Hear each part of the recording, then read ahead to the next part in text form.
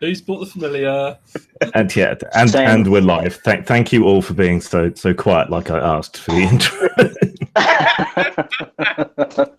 Okay, this is just a kind of test stream, really, for me to get over my stage fright and to see how it works and gauge the interest and so on.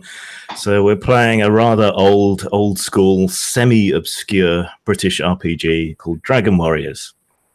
This was originally published in the early to mid 1980s in paperback format, trying to kind of cash in on all the interest in fighting fantasy books and other choose your own adventure books at the time. But it was a fully fledged, fully realized role-playing game in a nice, handy, portable format, which is something I'd kind of like to see return, actually. So I might try writing a game for that format at some point. It was resurrected and republished by Mongoose and then Serpent King Studios, I think. You can get it at RPG Now and various other places if you end up interested. It's got a kind of much more rooted in British mythology background to it, you know, elves and fair folk and British conceptions of dragons, King Arthur's myths, you know, Robin Hood, all that kind of stuff. And it's a kind of Crusades era, Robin Hood era setting by default.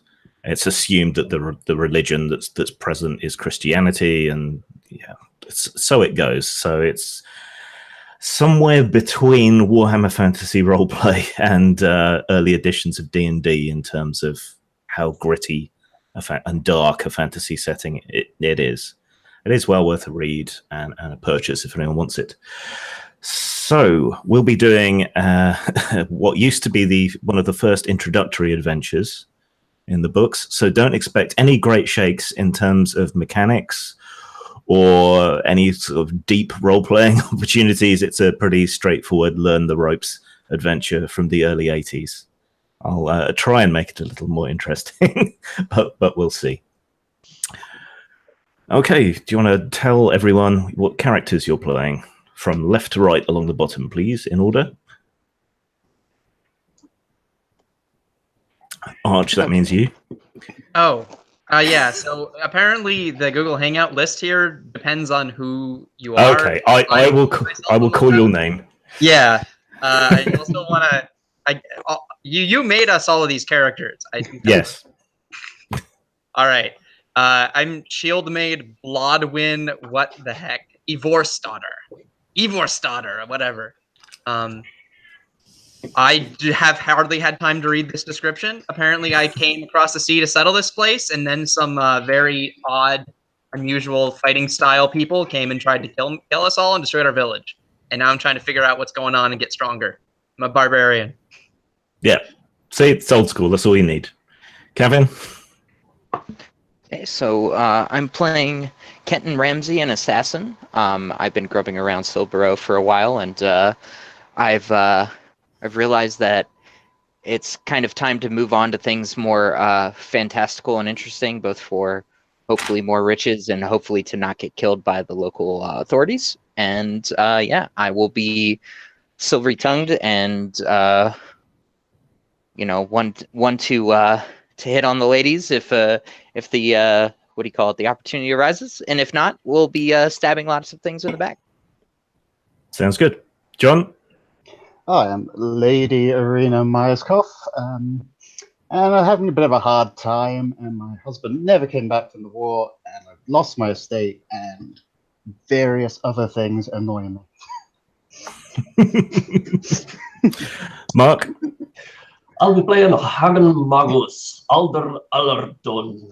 I've been an apprentice with a sorcerer nearby, learning the fundamentals up until my inheritance ran out. So I'm basically just looking to lend my services to whatever pays well.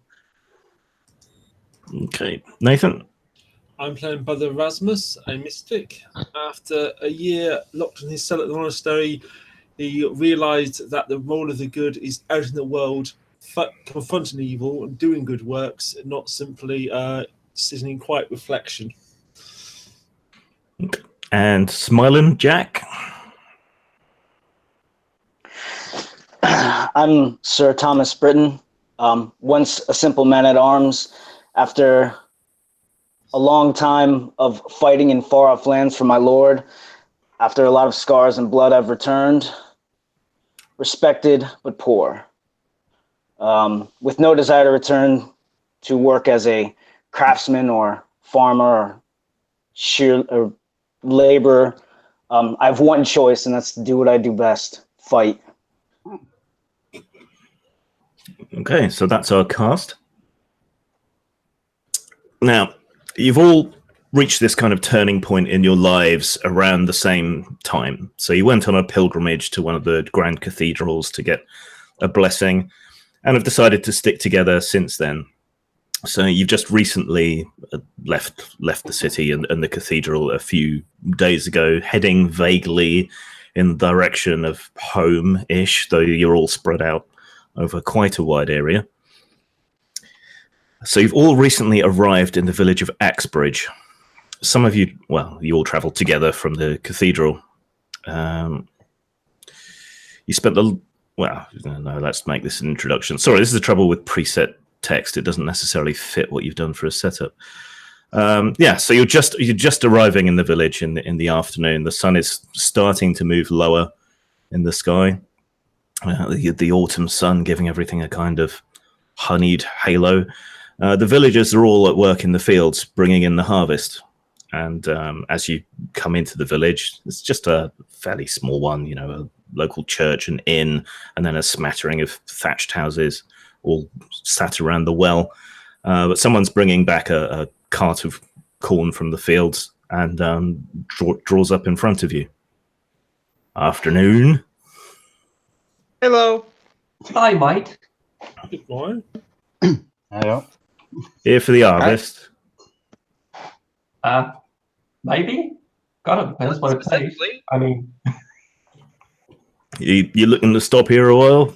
Pilgrims? He looks at the sort of dustiness of your boots. Of a sword. Passing through. Some of us trying to make a new way in the world. I didn't ask for your life story. Well, if you want to help with the harvest, you can have a free room at the inn. I can do some work. Do what we have to, I suppose. Can't argue with a dry room. Money or sweat. Money or sweat pays your way. And he urges on the ox with a whip of the reins. Is it your inn? Aye. Great. So what do you want to do? well, with the setting sun, not be outside would be a good start. Mm-hmm. It's dangerous. See if there's any old men inside dispensing wooden swords. No.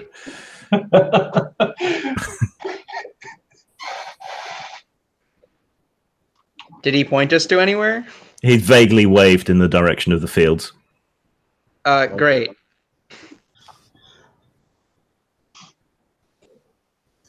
Yeah, I think I'd start off towards that direction. Just Yeah, let's go. Yeah. Okay. Kind of a shrug of the shoulders, and this. I guess this is where what do you call it? Humble adventures start. Yeah, Going in the with wheat. honest labor. Okay, you wander up towards the fields. They're fairly small, kind of strip fields with flintstone walls around them and wooden gates put together from hazel and tied on with twine. Nothing to keep any animal out, but keeps the corn in, you guess. What are they growing? Grain crops mostly, Right. of various kinds. And a big field full of turnips or mangel wurzels or something for animal food. Haven't figured out tobacco yet? No. Oh. There's plenty of other things you can smoke. Anything can be tobacco if you're brave enough. I actually did some research once on what people used to smoke before tobacco, and it's hemp, obviously, but a whole bunch of other stuff as well. There's a thing that's a relative of rhubarb that grows on riverbanks here, and they used to try and cut that up, and apparently it gives you a mild high as well. So, you learn useful things researching history. Yeah. Anyway, yeah, you arrive at the fields. A few of the peasants look at you confused because you are an odd gaggle of people. Few come over. One of them asks, Erasmus, have you come to bless the fields? I'm my son. Well, the priest has already done it, but between you and me, he's not the best. Well, we've also come to help you to get the stuff in before the sun sets. Oh, that's good of you. Here, and they show you where to do things. Thomas, this is exactly the kind of stuff you never wanted to do again. So, what do you want to do? Jack, that's you. Hit push to talk. Okay, yeah, for some reason it wouldn't go. I kept touching the screen. I don't know. At this point, I'm just staring sort of grim-jawed at everyone. There's a lot of forelock tugging in your direction since you're obviously a knight. Yeah. So I kind of look over my shoulder and I see him kind of standing there. I'm sorry, like all sullen and stuff, and I just kind of roll my eyes at him. It's typical noble fodder, and just go back to what I'm doing. You can supervise. That's what nobles are good for. Yeah. I'm not entirely sure how welcoming people are here or paranoid of anything that casts spells for a living or wants to do for a living. Peasants are a cowardly and superstitious lot, and you're not Batman, so you should be okay. All right, well, I'll just start working at whatever I can actually lift with my feeble little noodle arms. Yeah, so you're loading like one strand of wheat at a time into the cart. Essentially. You'll help, various though it might be. Some good, some not so good. But peasants know their place. They're serfs. They're not going to, kick up a stink if someone doesn't pull their weight, and they're just happy that you're even trying. And some of you are commoners, so you've done this kind of thing before, so you know your way around.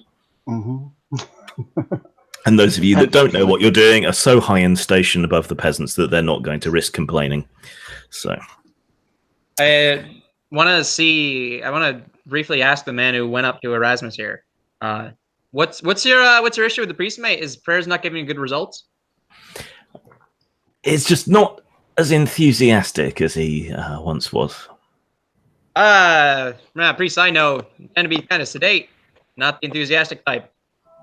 Well, he doesn't like our ways. Ah, it's too bad. What kind of ways? Corn dolls and dances and the obios and the maypole and all that. Yeah, sounds exactly like the kind of unenthusiastic man I'm expecting. All right, thanks for the help. You're welcome.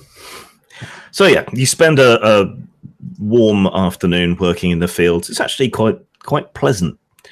For those of you who actually enjoy that sort of thing and aren't completely hung up on not doing it, it gives you a good, tired, satisfied feeling by the end of the day as everyone wends their way back to the village, and most of the men make their way to the inn. The innkeeper's there already, setting up, pouring beers from the casks, and welcomes you in. Thanks for the help. Promised you a free room. Yeah, I take it you don't fill up these rooms very often, then.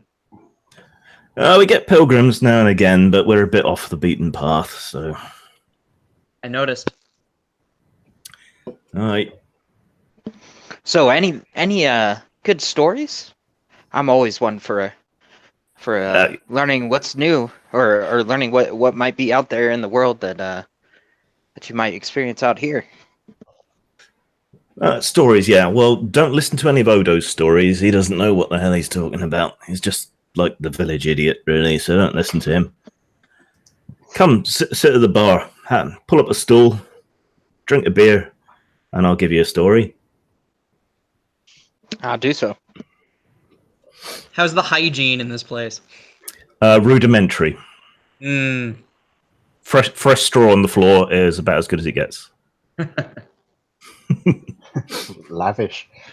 Yeah, very low. Well, it's harvest time, so the straw can't help but be fresh. Beat the apprentice. So the innkeep introduces himself as Bretwald and leans forward on the bar, topping up your drinks, swapping between beer and cider as you prefer. They've got both kinds of drinks. So it's a story you're after, is it? Always. Something local, perhaps? Oh, sure. Something with treasure in it, perhaps? And my eyes kind of light up. Well, if treasure's involved, it's always a more interesting story. Okay. Well, have you ever heard of Valandur? I do not know. Our sorcerer and mystic have heard of Valandur. He's like a semi-mythical king who united the lands. A while back. While back, yeah. I pretend to only have heard the name vaguely in passing by. Yeah. Playing more ignorant about the topic than I might be. Bretwell piles on with his story after he sees a look of recognition in your eyes. His reign was just and pious. Great warriors bowed to be his vassals. But his evil half-brother Morgrin hated him for his goodness, betrayed him to his enemies, wrought a war in which Valandur's kingdom were laid waste. The legends say that Valandur met Morgrim in a final battle and struck him down with a single blow. But Morgrim laid a spell upon his sword, and it dealt the king a grievous wound as it fell from the traitor's dead hand. Mathor, the king's wizard, found his dying lord on the battlefield and took him in his arms, carrying him to a secret crypt that he'd built. There he placed Valandur with his 12 bravest knights and all the treasures of his kingdom to await the day when he were needed again to drive injustice from these shores. Well, I'll ask the obvious question. If it's a secret crypt, how do you know about it? I've been looking into it. See, we always had stories around here. And I believe there was a powerful warlord called Valandur, or Valdine, or Clavane. Stories differ. But the crypt, I reckon, is real. I was given a document by a monk years ago. He couldn't read the language. I were a friar in Cornumbria in my youth. And I learned a little of this script there, so I figured it out by and by. Tells where Valandur is buried. Fendrin Forest, 3 days from here. Now, if you're the adventurous sort, like what I reckon you are, you might be willing to check it out and pay me a cut. What do you reckon? Well, adventuring, we're just hard-pressed for money, but either will do in this situation, I reckon. Unless that will rob me and I got 2 coppers to rub together. Too much effort, don't worry. Well, see, you wouldn't be the first, that's the thing. About a year ago now, found a suitable band of adventurers, at least I thought so. Thought they were suitable. Agnar Wolfeye and his men. Turned out to be bandits and cutthroats to a man. We went to Fendrin Forest, and while we were searching for it, one of Agnar's ruffians said he spied an elf nearby and shot him with a crossbow. Couldn't find the body, but then things went bad. 2 of the men took sick, poisoned by bad water. Man we sent out scouting didn't come back. Found his severed head set on a pole by the campfire. I mean, you got enough sense not to shoot at elf folk, I hope. At least not as first encounter, no. That's an awful greeting. It's not a nice way to say hello, is it? No. Not particularly. Things kind of got worse from there, but we did find the tomb, and I reckon I can find it again. If you're willing. I'm willing, but to what degree do the elves have a good memory of faces? Because if you're associated with a group that starts shooting at sight. Oh, I never hurt them. I suppose a creature that lives as long as an elf is rumoured to is bound to have a good memory, you'd think, wouldn't you? Yeah, that's what I'm afraid of. And If you're willing to trust me escorting you in a forest with nobody else looking except these unfamiliar folk, then I'm willing to risk your presence. I'm going to take you to the edge and set you on the trail and wait for you to come back. How's that? Deal. Makes a lot of sense. Right then. And this, the only other question I would have: this Fendrin Forest, is it known for the elf activity? Maybe they claim it as their territory, or is this just a passing of sorts? Bloody everywhere is known for elves. Can't toss a rock without hitting something that's supposed to be something to do with some elf or goblin or God knows what. Well, then we should just be ready for anything, it sounds. All right. Sounds right. Speaking of which, how much for one bottle of those ciders? Got the farthing. All right. Florin is a silver coin. There's 10 coppers to a silver coin.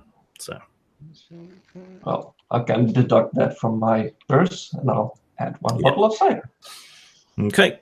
It gives you a clay bottle with a cork stopper in the top of it,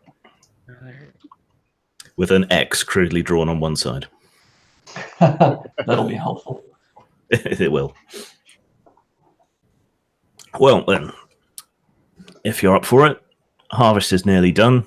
I can hand over the inn to my apprentice and take you out there on cart.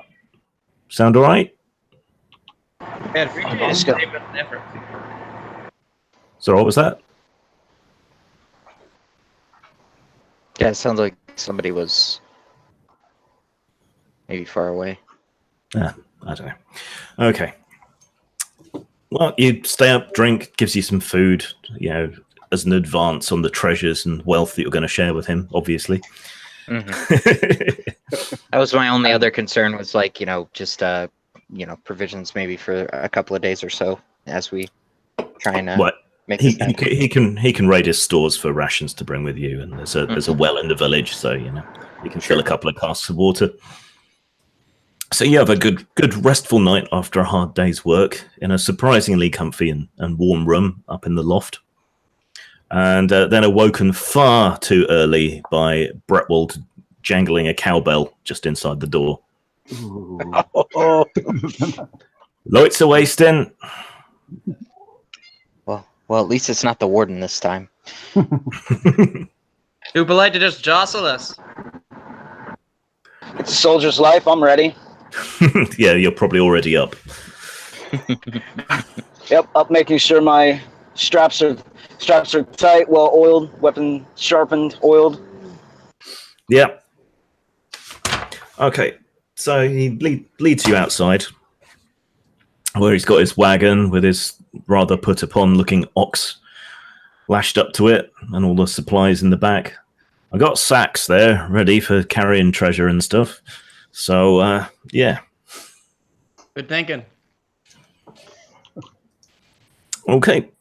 Do you want to ride or walk alongside? I'll walk. Okay. I'll walk. No, I will ride. Yeah, these crazies. I'll ride. So first day travel passes uneventfully. You pass a few other pilgrims and travellers on the road. Everyone's kind of wary of each other, not sure whether anyone's a bandit or not. But once you haven't immediately drawn arms, people seem to relax a little. Bretwald regales you with stories about every little hump and peculiarly shaped tree or something. There's a story of an elf or a goblin or a fairy or something to it. It gets to the point where these grandiose tales of myth and legend get to be boring, because he just goes on and on and on about them. Ever met one of these creatures in person, then? If that were an elf, what you shot at, I saw a shadow. That's about it. Yeah, sounds like it. I hear tell that some elves live in the deeper lands and in the cities, all cosmopolitan like, but I reckon it's just people what wash.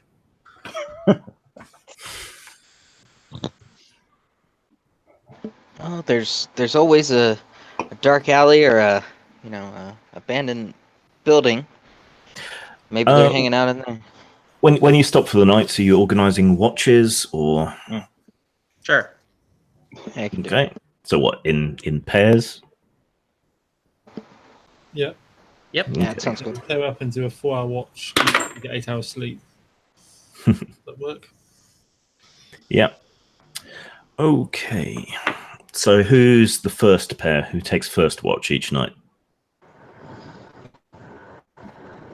I mean, I would defer and allow the ladies to take the first watch, but that's just me. Of course. What's the lighting like? The ones that Is it The- is it sort of sunset twilight for first watch, or is it? Once the sun is set, so there'll be a little bit of twilight glow, but that's about it. Because I've got eyes of night, so Oh yeah. So in you the can- darkest time would probably be best for me. So center of the night. If you insist, madam, I'll take that watch with you. I'm used to rooting around in the dark. Oh, why? Thank you. Okay.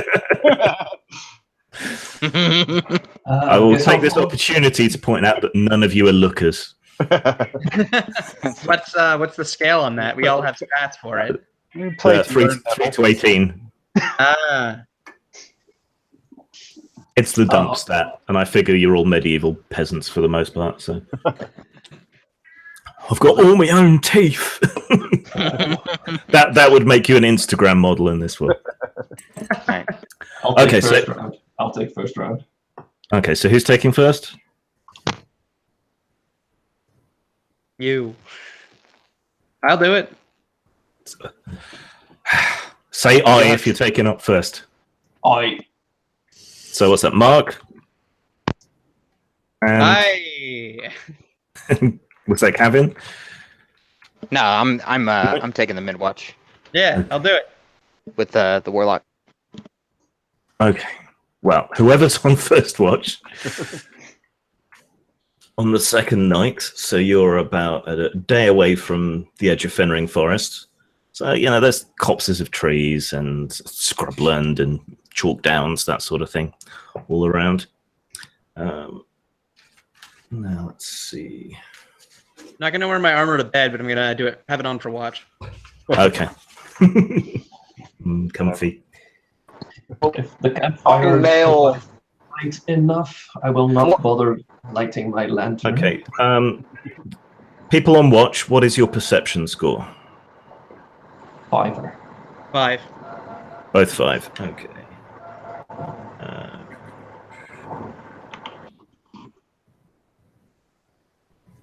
Okay. Let's see then.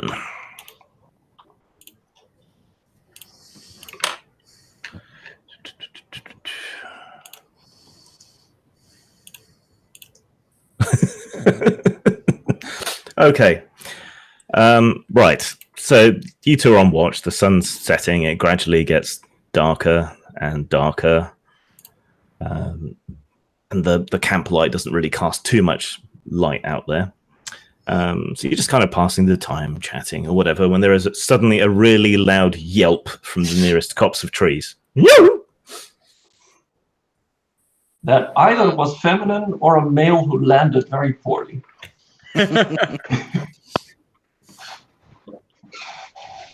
Loud enough to wake everyone up or not? No, just the people who are already awake. All right, let's take a look. Okay. Both of you? Yeah. Okay. I'll scurry towards the location, raise my lantern, and essentially start off somewhat concerned with, "Are you all right?" Okay. So you head off the path across the tussocks and through the long grass and stinging nettles towards this copse of trees that the sound came from. You smell that metallic scent of blood on the air and hear another. All right.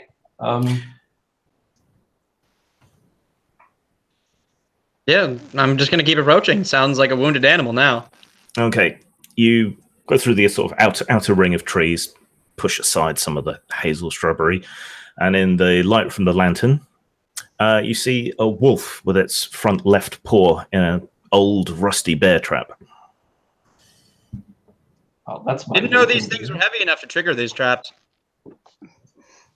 Kind of depends on the trap, I suppose. I'm gonna try to get close. Is it gonna like lash out at me as I do? It can barely drag its injured leg with this rusty weight hanging off it. So it's only like pulling like 6 inches each way as it tries to drag on it. What's your assessment, Elder? Need this for food or let it go? Oh dear God, no! You have to let this meat rot for a while before you can even chew it. Ew. Alright, whatever. Try to see if I can let it go then? If I let it go in this condition, it's gonna be dead anyway. Yeah, let's see how I can try to free it. Okay, so you move forward slowly, sort of carefully, not trying to anger it. Trying to not be threatening. And as you get closer to it, you catch sight of glowing yellow eyes on the opposite side of the clearing in the center of the copse looking at you. And as you stare, another couple of wolves come into the range of the lantern light, growling, snarling, and baring their teeth. Hey, this looks like their brother then. Well, think fast. I'm gonna back away from the trap and back toward the camp a bit and see what they do. They spring forward as you back away to the attack. Well, damn it. So which of the two characters that are already awake? It's... I didn't write down my own name. It's Alder and... Blodwin. And Blodwin. Okay. Right. So, rest of you are still asleep. So, Alder, you're first. What's your reaction?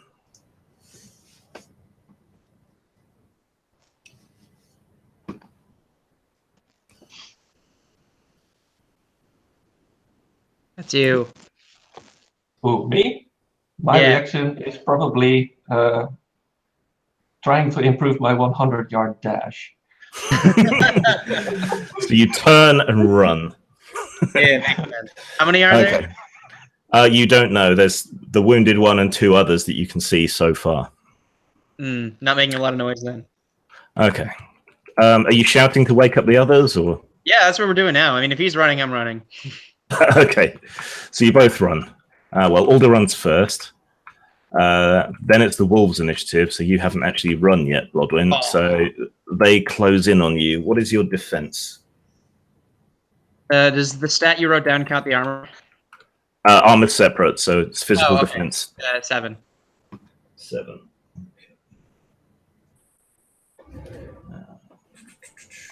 One sec. Because, don't put all the stats for the creature in the adventure. Why would you do that? When you have another book, you can put it in, because that makes perfect sense, doesn't it? Well, I love me Savage Worlds. Savage Worlds got the bestiary and the rule book and the DMG all in one volume.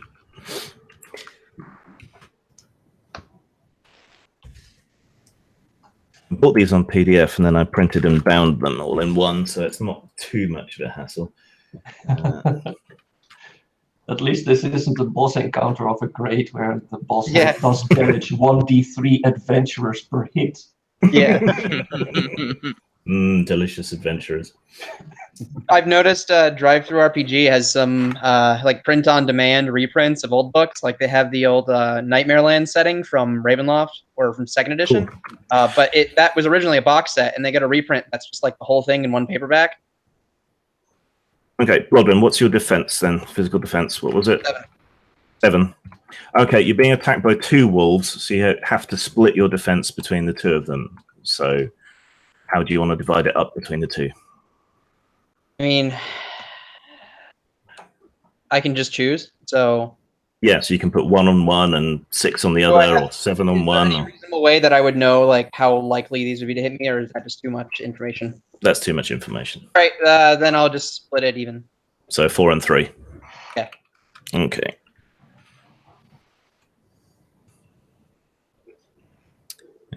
Right. Right. They both leap and snap at you, but you manage to fend them off with your mail armored arm. They don't manage to land any hits on you, so you're good. And then it's your turn.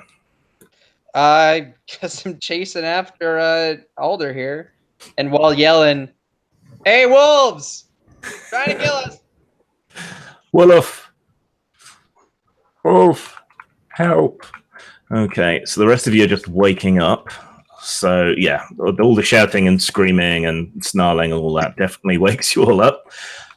So, Thomas, you awaken, not in your armor because you said you weren't sleeping in it. And there's people screaming and running towards you being pursued by wolves. If it was a Shakespeare play, the direction would be enter pursued by wolves. So what do you want to do? If you're there. Is the unmute button not working again? Maybe he's a deeper sleeper than we thought. Do you want me to unmute you? Technical issues. This is why I don't do this. Sorry. Okay, so yeah, you're roused from your slumber by shouting and screaming and snarling and. Is Maya at work? Yeah. Oh. Okay. I'm assuming I have my shield and sword at the ready, hands length or arm's length at least. Yep. Or cuddled up with them. So I'll just try to visually assess what's going on around me. Can I see any of any of where the shouting is, or is it in the darkness? You can see a jangling, shaking lantern as Alder and Blodwyn charge across the scrubland towards you, pursued by wolves. I will sort of sprint up to, not sprint, but move up to meet them, and then sort of take a defensive posture. Okay. So you charge up as well, combat run, Yes. whatever, and then set your shield and sword and wait. Okay. Yeah. Right. Alder, you're ahead. Thankfully, yes. Yes. So what do you wish to do? I'm not hearing my compatriot running alongside me immediately, so I'll probably glance over my shoulder and thus reducing my attempt of record setting and running. Mostly just checking up on whether or not I'm still pursued also by a humanoid. Yes, Blodwyn is still behind you, but obviously a bit slower, weighed down by armor and 2 wolves trying to bite her legs off. So yeah. Excellent. That should reduce the amount of guilt I'm experiencing. Keep running. Okay, then it's the wolves. So Blodwyn, same defense again. Yeah. Okay. All right. Let's see. Do they hit? Do I see Thomas? How far away is he? You'll reach him on your turn. All right. Okay. One wolf manages to bite you. Yep. Gets a good nip in on your calf. What armor do you have? What's your armor factor? 4. 4. Okay. It probably can't get through your armor then, I don't think. Ah, chumps. Yeah, not without getting a crit. Lucky chumps. Wolves. This is. There are only one trope that I can think that's more classic than this one, and it's the meeting in a bar and having a brawl. This is the wolves in the forest trope. I love it. Yeah. Okay, so yeah, they both pounce. One of them manages to sink its teeth into you, but only succeeds in breaking off a tooth on the pegs of your leather boots without actually penetrating anything. You realise that you're basically invulnerable to wolves, and it's your turn. Yeah. Okay. I kind of slow down and stop and turn and kind of like embarrassed, laugh to myself, like, oh yeah, this is my thing, and I try to bash one. Okay, so what's your attack? I double check. Man, I only get a dagger. Oh no, I get a two-handed sword. All right. Yeah. So attack is Physical attack is what? 16. 16. Okay, their defense is 3, so you need to roll under 13, and if you get a 1, it's a crit. What am I rolling? A d20? D20, yep. 20. All right. I rolled a 3. So you hit. Yeah. Do wolves have armor? This is the question. I don't think so, but they might have tough hide. Attack minus. Huh. Hmm? I'm just trying to think of, I didn't read the rules, so I'm just figuring out how you calculated it. It's like just attack minus defense and you roll under it. Yep. Okay, they don't have any armor. How much damage does that do? Two-handed sword says 6. 6 damage. Okay, you stop, you turn, but this wolf still kind of basically hanging on your leg as you turn and twist, and you drive your two-handed sword down, pinning it to the ground. It gives one brief yip, and just dies, coughing up blood all over your boot. One wolf down. I was trying to help your friend. Sorry about this. Right, Edina. Arena.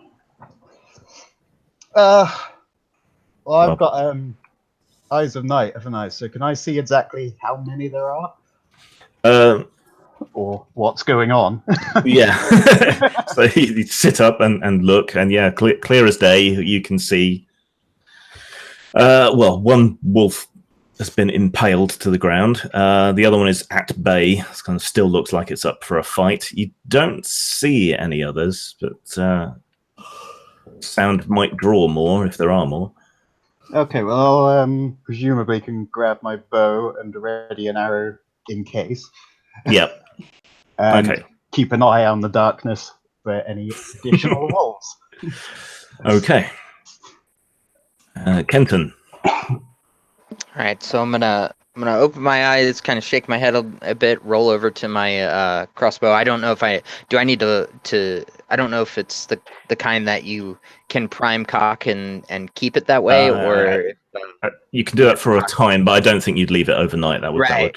cock it Okay, up. so then I'm gonna roll out of bed, grab the crossbow, cock it, and come out of the. I'm guessing we got tents, so coming out of the tent and trying to.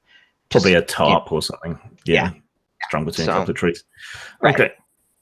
And Erasmus.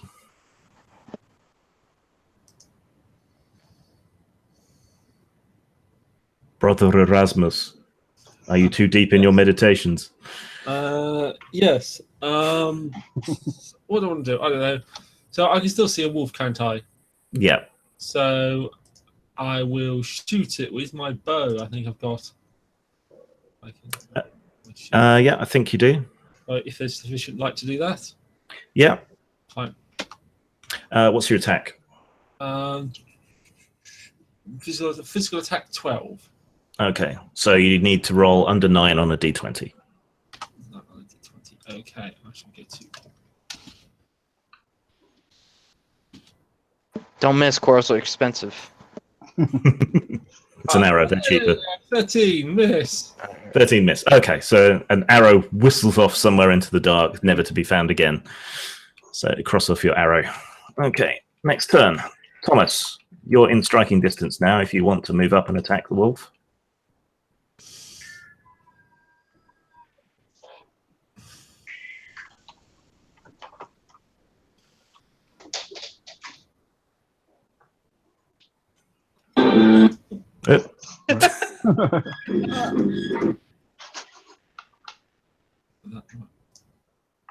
Still muted. There we go. Sorry, I'm having mobile problems, and I'm going to switch to my computer here in a couple of minutes. Okay. But what do you want to do right now? It sounded like there was open air, like nobody was talking, or like somebody was talking, and then it cut out.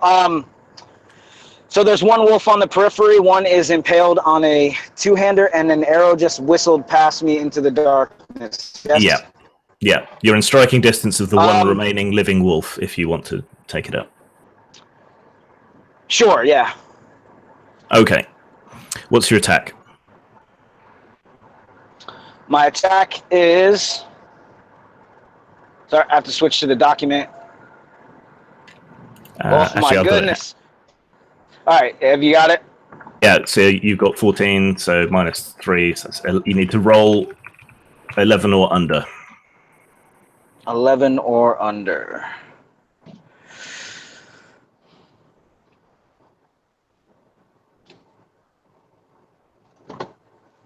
$12. Okay, a narrow miss. So you move up behind your shield and thrust towards the wolf, but having seen its friend just get impaled, it's quite wary and ducks back from you. Okay. Alder. Well, if they're going to be like this, I probably will do, well, drawing my short sword. Mm-hmm. And trying to be very frightening without armor, and not giving away that I'm actually not at all confident in my swordmanship. But I do stop running. Okay, so you draw your sword, turn around, stop running, so you're ready to defend yourself, but not attacking, right? Yes. Okay. The remaining wolf doesn't like the look of these odds, turns tail, and runs back towards the little copse of trees. Yay! Do you wish to continue and pursue, or let it go? Sort of. I don't want to chase after to kill it. I want to get back to the injured one. Okay. Yeah, me too, actually. I will. Okay. Sorry for the disturbance, fellas. Kind of less of a threat than I thought. Okay, so we're dropping out of combat then. Yeah, the wolf and whatever other ones there might be in the darkness have run away. They've exited stage left. So you got the one dead one, and then you trail back to the copse of trees, and there's the injured wolf is still there. It's just kind of laid down with its leg stuck in the trap, occasionally licking at the wound. Yeah, still gonna try to free it while giving it a. Do I have a cloak or a mantle around my shoulders? Yes or no? Don't all talk at once. You're going to try and free it, and Nothing. Just what was he gonna say? If I have a mantle or a cloak on my shoulders, I'll probably put that over his head to reduce the chances of it reflexively biting us. Okay, it seems exhausted, so you put the cloak over its head, and between you manage to pry this rusty old bear trap open. Excellent. And pull its broken and mangled leg free. Upon seeing the injuries, I touch the leg and apply a spell of lesser healing to it. Okay, that uses a magic point. 1 of 4.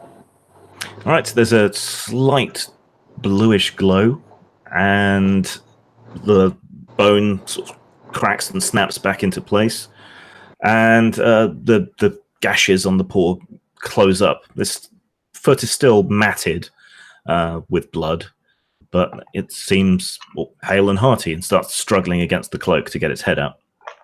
Well, in that case, I jump off and pull the cloak along.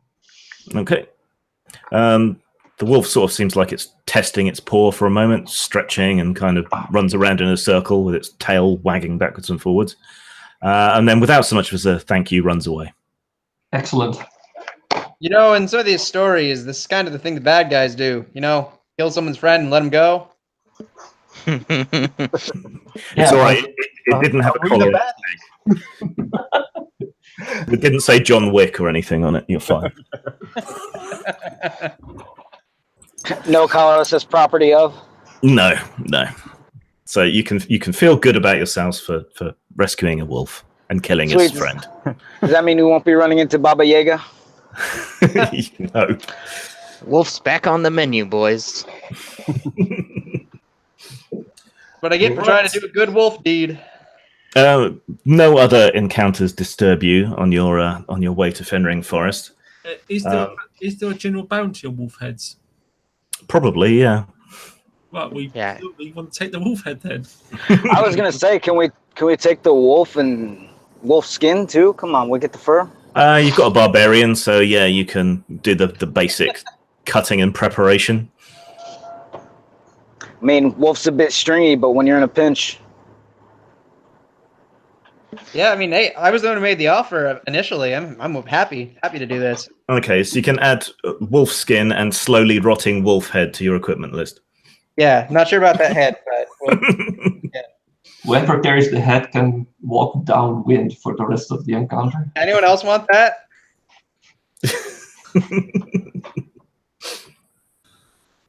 Okay, so yeah, the rest of the travel, passes uneventfully, and you arrive at the edge of Fendrin Forest at the place that Bretwald says is the right place. So, fairly late in the evening, though not quite dark on that third day. Bretwald suggests camping at the edge of the forest and heading in at daybreak. But if you want to go ahead, it's up to you. Oh, no. No. So, are we able to see like the entrance, or he's just pointing to the path, right?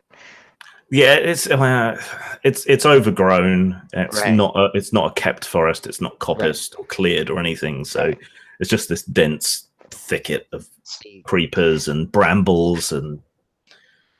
See, if it was just a walk down a dark alleyway, I'd go take a look, but it sounds like it's a little more than that, so I think I'll wait until morning. Yeah. He imparts to you as best he can the path through the forest, mostly talking to Blodwyn, because she seems like the only one that really knows how to track or move through the wildlands at all. So he goes over and over the various landmarks and so on that should take you to the right clearing. Okay. So you rest up, and then at first light, no cowbell needed this time. You're just prodded with a stick.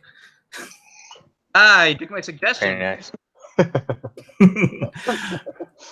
Right then, off you go. I'll be waiting here. But we need to agree to the cut. So let's see, 6 of you, 1 of me, split 7 ways. Fair enough. Yeah. Provided we can have at least a few days of rest after this adventure for free at your tavern. Oh, of course. Excellent. I mean, the treasure of a kingdom should more than pay for a bit of peas pottage and some beer. Deal. All right. He spits on his hand again, and you all shake. All right. I make sure to grab the sacks he brought. I don't know if anyone else. So. Right then. Okay. Right, I'll pack away a sec. So wet up to the waist from the morning dew and having to cut your way through some of the thick brambles. This really is an old forest, but it looks like it was taken care of at some time way back in the past. It looks like there were pathways, so people had cleared ground and thrown flints and gravel to make paths, but it's all overgrown now. It's hard to find your way. But still, Blodwyn follows the various markers that were mentioned. And eventually you find yourself in the clearing that Bretwald told you about. It's in the side of a grassy bank, entwined with the roots of an old tree growing right through it. And in the side of this grassy bank, with these roots all tangled around it, is a massive door of stone. Tall letters are carved across the face of it in an old script. Your sorcerer, Alder, can pick out the meaning of this, thanks to his sorcerer's training. It says, "Here lies Valandur, who was and will again be king." Good sign that. Glad somebody can read. All right. Well, let's see. Does it look to be bound by these vines, or is it like, you know, if I try and pull it open, is it possible, or is this like a tomb? What do you call it? Covering? Yeah, it looks like it was intended to be like a crypt, so not something that you would open very often, but which you could open perhaps with pry bars and ropes and things when you needed to intern someone else. But it's been here a very long time. It's very weathered. The writing that's carved into it is pretty shallow, and the roots have infiltrated their way around the outside of the door and kind of wedged it in. So it's not something you can just push open. No. Right. Okay. Go ahead. Is Alder gonna tell us what it says, or did he do that? Oh, of course I would. I mean, what? It says the sorcerer gets all the treasure. I mean, I could always infer that the name is actually the name of somebody else at first, just to prank the lot of you. But it seems like a bad start off with a group idea. Oh, your magic point replenished, by the way. Oh, excellent. Yes, every dawn, I think. It's every dawn or every night. Midnight. Okay. Right, can I have a look around, see if there's any signs of activity recently? Not recently, no. You find an old rusty crowbar in the long grass, but other than that, just pacing around the little hillock, you don't really see anything. You can't particularly see how anything could possibly be hidden in such a small lump in the ground, but I do still find it somewhat fishy that this is allegedly a secret tomb that has, you know, a person's name written on it.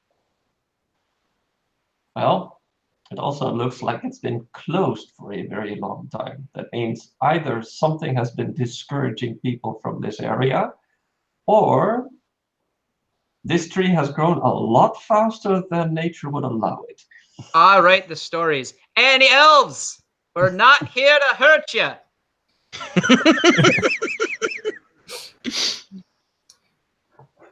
there is no reply, which you take to be a good sign. Absolutely. And I do have some rope, so if we can pry this back a bit, I can get it that in there and get a better grip on it. And if you said vegetation was sort of jamming the door here, I guess I can start cutting away at it. Yeah. Okay. So, yeah, but you've got knives, daggers. You know, most of you are at least fairly burly. So you set to the roots, hacking and cutting them away, picking them out from around, and then with the rope and a bit of muscle power, you manage to slide this great stone door open. Far easier than I expected. Yeah. Well, it wasn't that easy. It just took a lot of time and effort. Okay, so finally you pull the huge door open with a grinding of stone on stone and a rush of fetid, stale air. And it seems bigger on the inside than you were expecting. Does it smell like corpses? Not particularly. Smells like history. Yes. So yeah, there are fairly smooth, worn wooden steps leading down into the darkness. Wooden? How interesting. Who's the heaviest of the bunch? You can go first. They're like beams. It's not like planks. It's like beams set into the earth. Oh, okay. That's a comfort. I light my lantern and start exploring. Okay. So holding the lantern up in your left hand, you head down first. Nah. I'll volunteer to go ahead of him, but he's got the light. Yeah. Yeah, I'll hold the light. You keep your hands free. I need 2 hands for this big thing, pointing to the sword. I'll go behind the barbarian there. Okay. For maybe more reasons than one. Well, I don't want to be stuck at the back. Hey, I'll take rear guard. Okay. Now, where's the assassin? I'm behind our strong and very capable barbarian maiden here. Right. Okay, so you descend into the darkness. You find yourselves at the eastern end of a long Gothic arched corridor about 4 meters wide, allowing you to space out a bit. A faded tapestry hangs along the wall to your left, a few metallic threads glittering in the lamplight. It seems to depict a host of warriors locked in a gory battle. More than 2. So, Hagamagus, is this something that that you learned about when you were doing your studies, or is this beyond you? Well, learn is a big word. I mean, these were warriors doing warrior type thingies. That's not exactly what you'd call a point of main interest. I have read about it a little bit. When you look at the tapestry, Bretwald's story comes back to you about this final battle between Valandur and Morgrim, and it seems that that's what the tapestry is depicting. In a rather crude Bayer-esque manner. We're in the right place. Right. Well, or the wrong place, depending on whose perspective you take here, but let's not get too philosophical. Quite. Right. Is there anything behind the tapestry? Okay, you reach out, touch the tapestry, and pull it aside. There's a doorway directly behind it. Lever. Oh. Can I check it for mechanisms? It has a handle that you can push to open it. How very novel technology.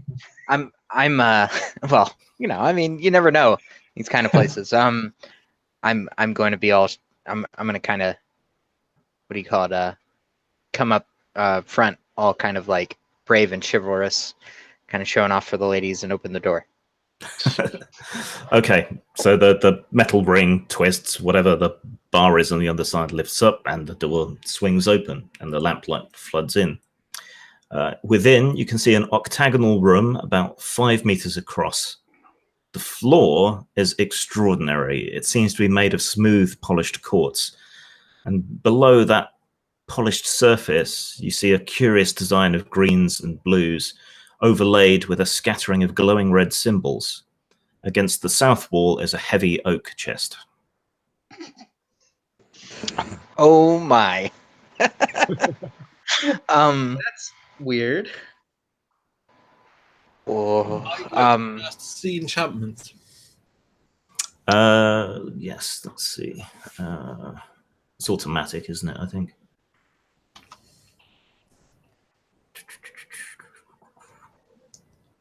There's a faint glow of magical energy around the lock of the chest.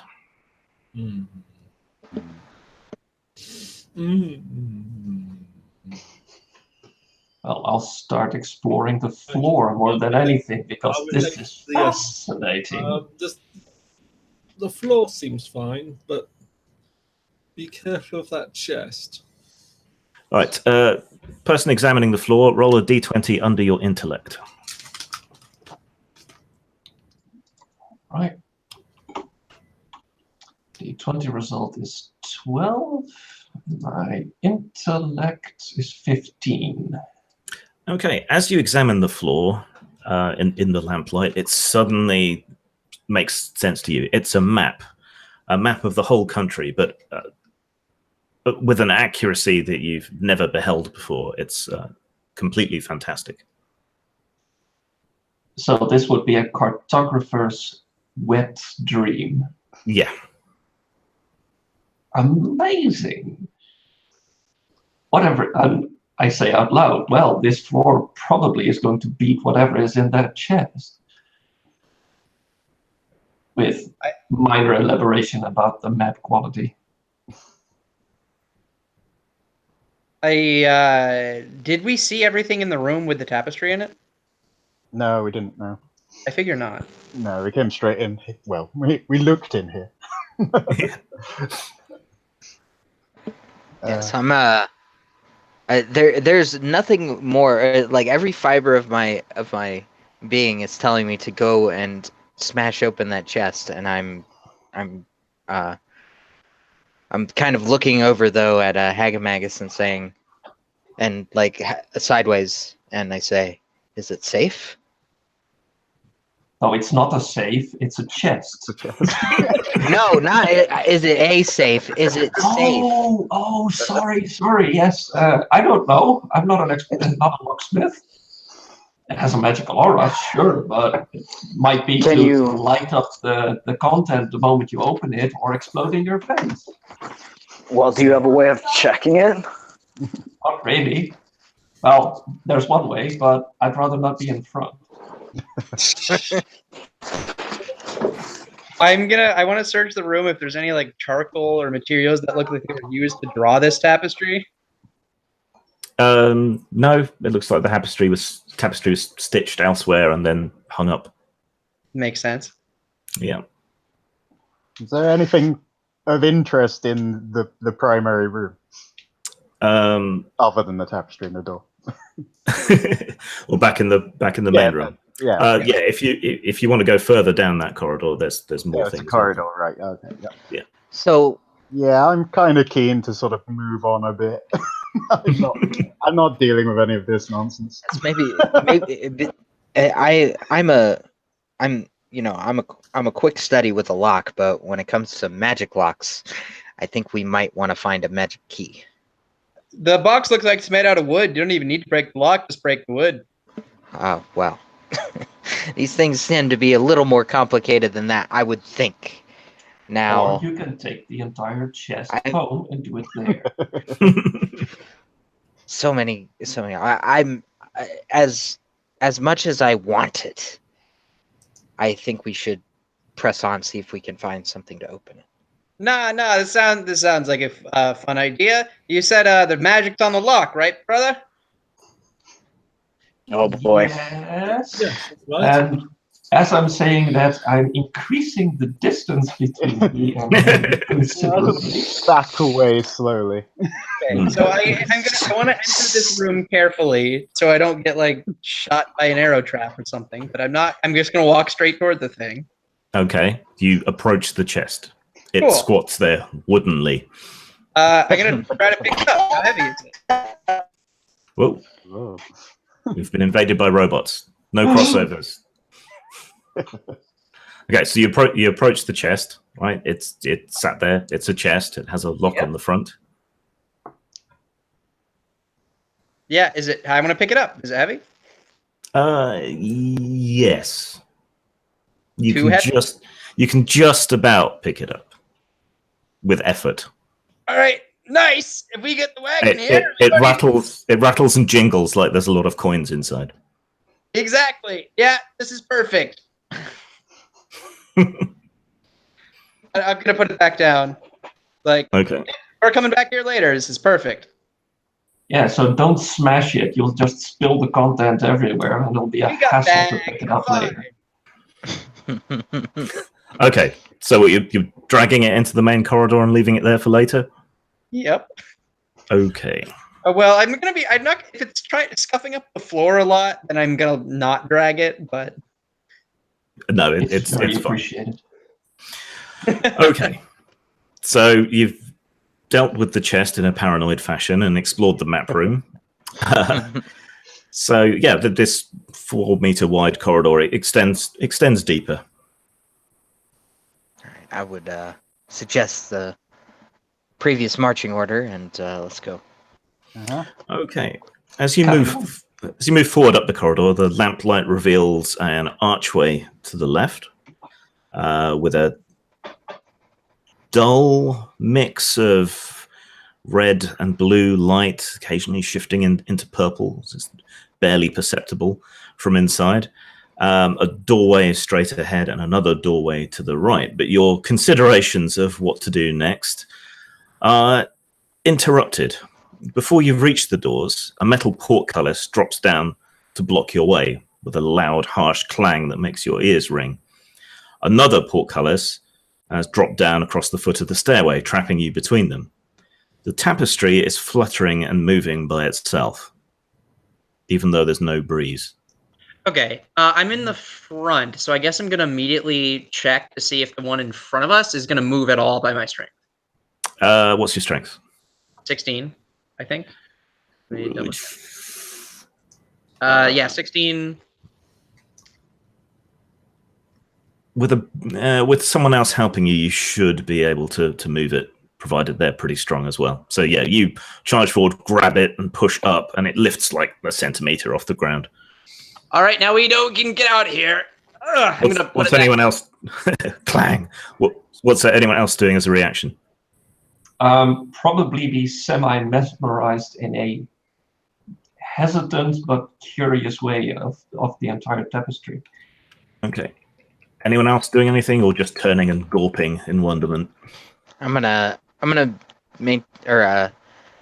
pull out my sword and maintain a defensive posture towards the tapestry, but I'm also gonna kind of try and get to one side of the hall so that hopefully our noble knight can get by me and help us get farther in.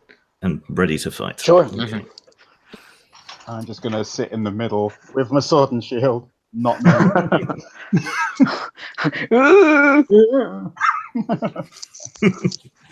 Okay.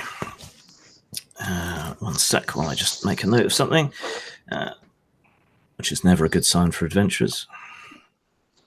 No. I mean, it's amazing. It's excellent. The dungeon will remember this.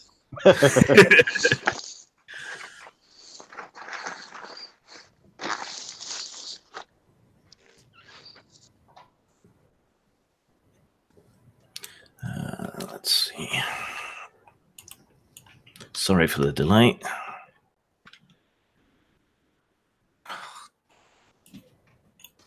This is the old school game. There's no way that I'm just trying to open a magical lock. You gotta be kidding me. You don't have to. As you watch, the tapestry continues to flap and flutter. Then there is a tearing noise, and five of the soldiers in somewhat old-looking gear kind of step out of the tapestry into the corridor and form ranks. Sorry. And form ranks between you and the steps. Okay. So you they should have kind said there was something to draw on the tapestry with, because I was going to draw mustaches on all of them. Then you'd be facing warriors with mustaches, and then you'd be in serious trouble. That's what I was looking forward to. They look kind of flat, and their armor and so on looks like cloth. It's got that texture like sackcloth to it, but they seem solid for all of that. And they form ranks ready to fight you. Thomas, what are you doing? I will. Well, man, I'm torn between defensive or attack. All right, I'll just attack one if I'm within range. Yeah, easily, and you're ready. You had time while it was flapping around to get ready. Okay. Ooh, robot again. Yep. Okay, so you step forward and lunge with your sword. What's your attack? My attack is 14. Okay, so you need to You need to roll 9 or under. Ouch. What'd you get? 13. Okay, so you step forward, swing. It brings up his kind of tapestry shield, but when your sword strikes it, it's like striking a real shield. Oh, so it makes an actual clang. Yeah, even though it looks like cloth. Alder? Yeah, I was. Alder, in this case, wants to test whether it burns like tapestry as well by applying Dragon's Breath to the leftmost of these cloth soldiers. Yeah. Okay, let me just check that for you.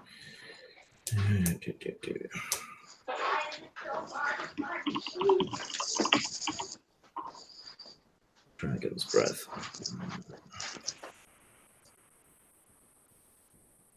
Yeah, single target.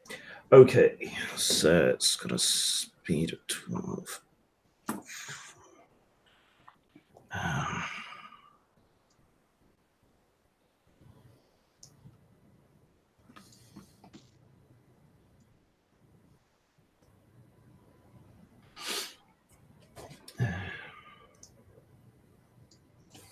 Okay, the jet of flame roars out of your mouth and strikes the first one. Roll 1d6 and add 6.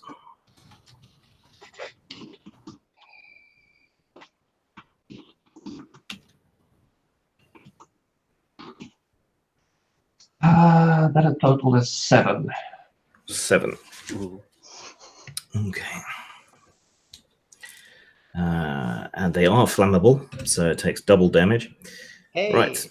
So the first warrior is engulfed in flame and just burns away in front of you into embers, which just hang in the air. Just embers and ash, nothing else left. Leaving 4 of them. Rodwin. How easy is it for me to push to the front of all these guys? There's 4 meters wide. Wide enough. Yeah, Okay, you cool. can get to the 4. Yeah. I'm gonna stand like shoulder to shoulder with Thomas, so it's harder to surround us, and Yeah. I'm gonna strike at one. Okay. Its defense is 5, so take that away from your attack and roll under what remains. And my attack is, I think it's 13. No, it's 16. So I have to roll under 11. Yeah. Okay. 4. Yeah. All right. Okay. And what's the armor bypass on that? It is D10 plus 1. Okay, so roll d10, add 1. D10 plus 1. 7 Okay, gets past its armor and damage. is 6. 6. Okay. So you swing your two-handed sword over. The tip barely scratches the roof of the corridor, sending off sparks, and then cleaves down into the Tapestry warrior, knocking him down onto his knees and cleaving partway into his shoulder. It feels like hitting something real, even though you can see it's kind of bending and flopping like Tapestry. Aw. Not enough to cut you in half, huh? Not quite. Right. He lunges back towards you with his short sword. What's your defense? 7. 7. Okay. Do you want to put all the defense you've got onto him? Others might attack you. How many they could all feasibly attack me, right? Yeah, there's 4 left. They're most likely to be attacking you and Thomas. So. I'll give this guy 3. Okay. It strikes you. What's your armor factor? 4. Bypasses your armor. Take 3 hit points of damage from your health. Okay. Where is that? Oh, health points. 10. Yeah. Okay. Cool. Okay, so you swing down with your sword, hit into its shoulder, knock it down to its knees, and then it lunges up like along the line of your sword and stabs you in the shoulder. All right, no more taunting. The next one in line also attacks you, so how much defense have you got left? 4. I guess I'll Okay. do all of them for this one. Yeah. Hits you. Your armor was 4 as well, wasn't it? Yeah. Okay, it hits into your chainmail hauberk and slides off without actually harming you. Whew. Right, Thomas, your defense?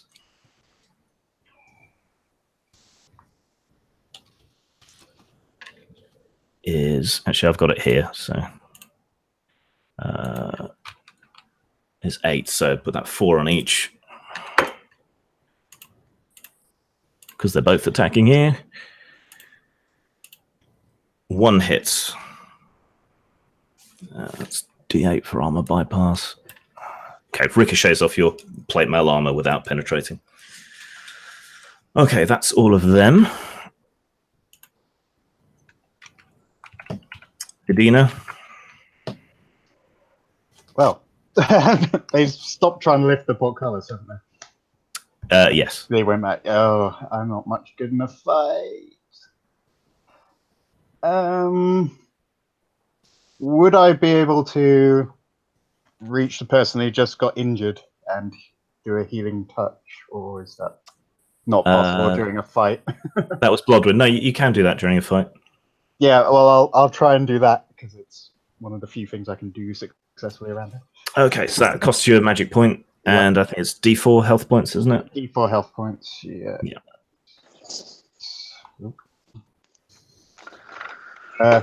One. Better than nothing. Okay, so you reach out, lay your hand on Bloodwind's shoulder, and the wound closes slightly, but not entirely. Stop the bleeding. Yeah. Right, Kenton. Can I get into striking distance with the sword for the one that was like bent over, basically? Yes. Okay, so I will do that, and I will attack. My attack is 13. Okay, the defense is 5, so 8. 8 up. 1 to 8. Or 8 down. Okay, I rolled a 12. I miss. Okay. So it's a bit chaotic with people reaching past each other and swords waving, so you sort of duck and dive but can't quite get close enough to make your strike. Brother Erasmus. Okay, well, given how I saw one of them went up in fire so easily, have we got lit torches in the room at the moment, or lanterns? Lit lantern, yeah. Okay. Lanterns are expensive, though, aren't they? Yeah, quite expensive. They're like glass lanterns, they're expensive. Ooh. Yeah. But I mean, you've got lamp oil with them as well. Yeah. So. Okay. Like, if I wanted like chuck some lamp oil over them and then set fire to it, is that a thing I can do in one turn, or is that 2 actions, or? I'd allow that in 1 turn, but you'd only have a chance of igniting it. Yeah, that's fine. Okay. Right. So yeah, I mean, splashing lamp oil, not really an issue. In close quarters, you're going to hit them with it. Yeah. Right, and then flint and tinder. Oh, yeah, you're lucky. Your first couple of strikes, trying to reach into this now greasy and oily melee, does catch. Another one of them ignites and goes up, just completely burning to ash. But there is now a small pool of burning oil on the floor. Mm-hmm. All right, new turn, Thomas.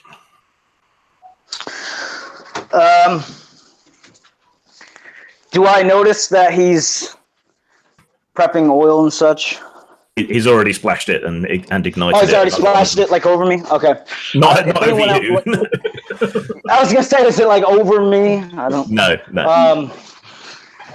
Near me? I'll just maintain melee. Okay. So, do you want to finish off the wounded one or take on another one? I'll finish off the wounded one, or at least try. I can't seem to make a hit roll. Okay, so its defense is 5. Take that away from your attack. Roll under it. So it's under 11. Oop. 15.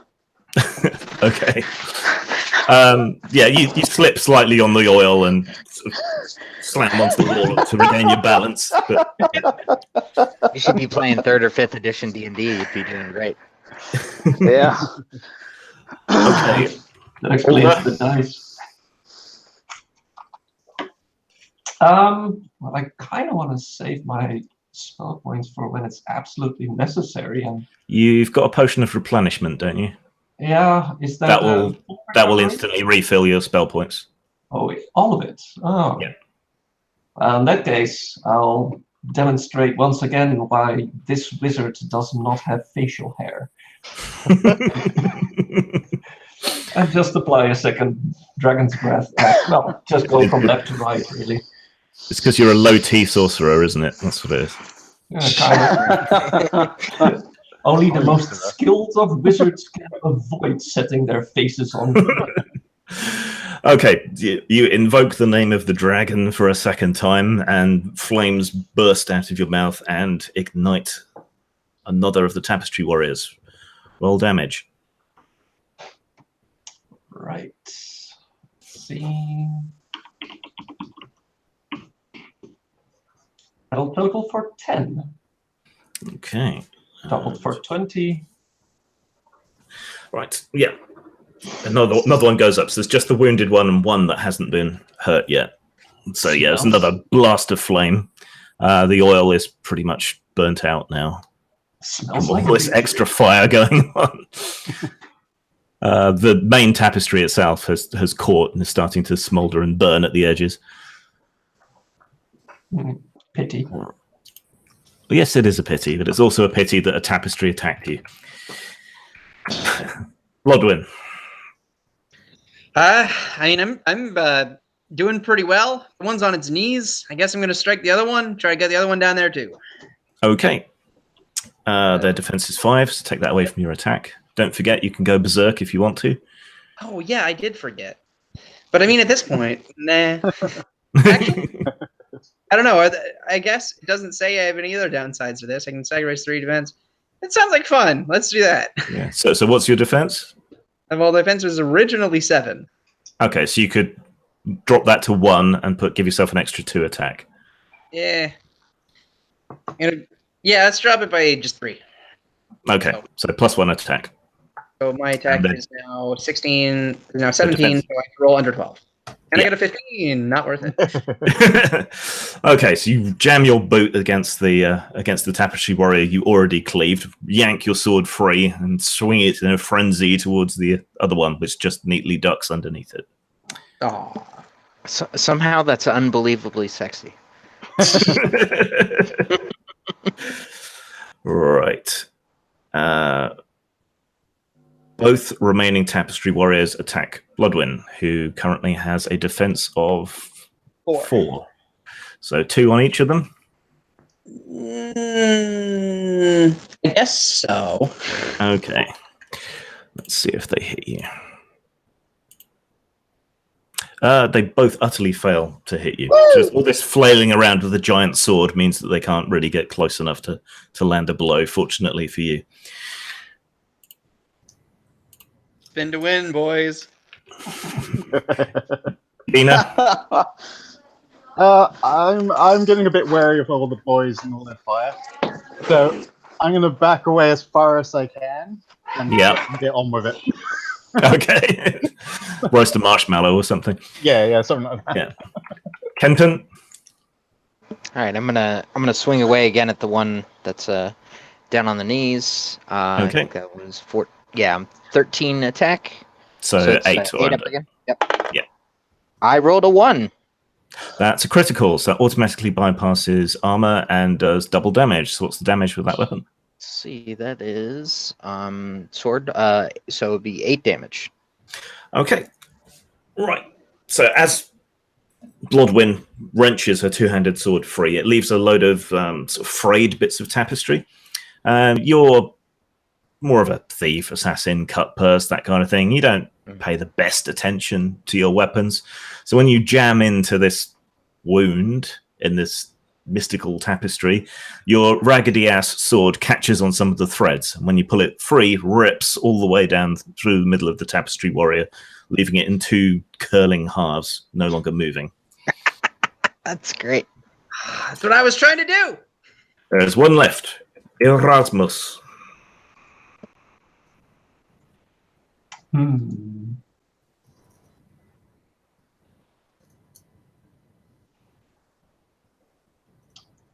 I'll try to push it into the puddle of burning oil on the floor. Okay. Let's make that an unarmed attack, basically, but if you succeed, it'll step into the fire. Okay, so take 5 away from your attack and roll. Physical attack is 12. So what's that, under D20? Yep. So 7 or under. I put the command in and the roller is not responding. I'm still waiting on the roller. I'll go to the other dice roller. Okay, it's just dice. They just worked. Isn't technology great? 15. No, I failed. No. Okay, so you try to shove at it, but it's a lot heavier than you anticipated, and you just kind of bounce back off it. Right, Thomas. I'll something similar and kick. How many are left? One. Yeah, I'll try to kick it into the flames. Okay, so attack -5.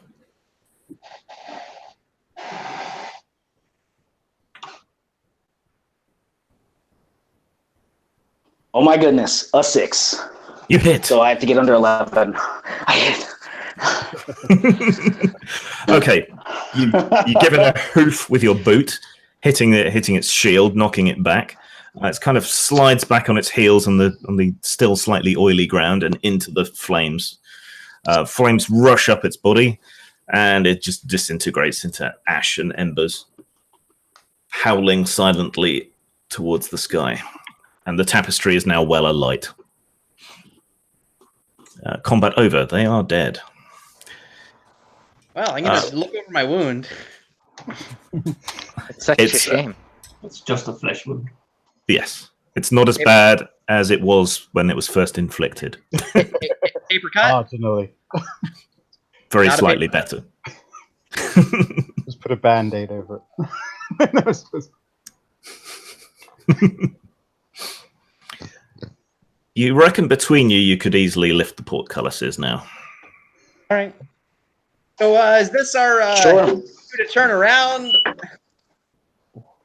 Hell no! I saw purple light or blue and red lights. I'm highly intrigued still, and still somewhat upset that we had to Sure burn is it. sign of treasure, mysterious glowing lights. Quick question: the sea enchantment spell. It says spell expiry applies. What does that mean? Is it Wait, which character's got that? Is that me? Sea enchantment. one of them is always on. The other one, you have to cast it and then it runs out. What does run out mean? How long does it last for? Usually a very long time. I wouldn't worry too much So about it's it. still up. Fine. Okay. Yeah. Okay. Okay, so I'll re-describe where we were. So you can lift the portcullises out the way, and past the portcullis straight on ahead at the end of the corridor is one doorway. To the right of that is another doorway. There was an archway to the left with the red and blue lights. Well, that's where I'm headed, and I'm willing to have any volunteers tag along. Yep. How, I'll hey, go with you. Thomas, how about you tag in? I'm not going up front. Yeah, I'll go. Never split the party. No. Okay. Never split. Through the archway, down a short little passage, brings you into a small circular chamber with no other exits. The walls covered with markings that follow some unfathomable geometric principle, which remind the good Sir Knight of some of the things he saw in some heathen temples in the far lands. In the middle of the room hangs a wand suspended on nothing, rotating about its center at a rate of roughly 1 revolution a second. One end of the wand glows a dull red, the other sparkles with a blue-white light. The central section is black and unreflective, made of some dark wood. Amazing. I'm gonna not do the obvious thing of grabbing the damn floating wand in midair. Instead, I'm gonna inspect the walls for any descript or nondescript hints at whether or not this wand is related to Sir Knight buried here. You roll a d20 under your intellect to fathom the patterns.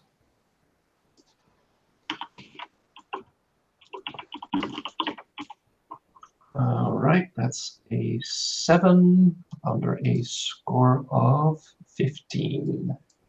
You don't think the patterns mean anything.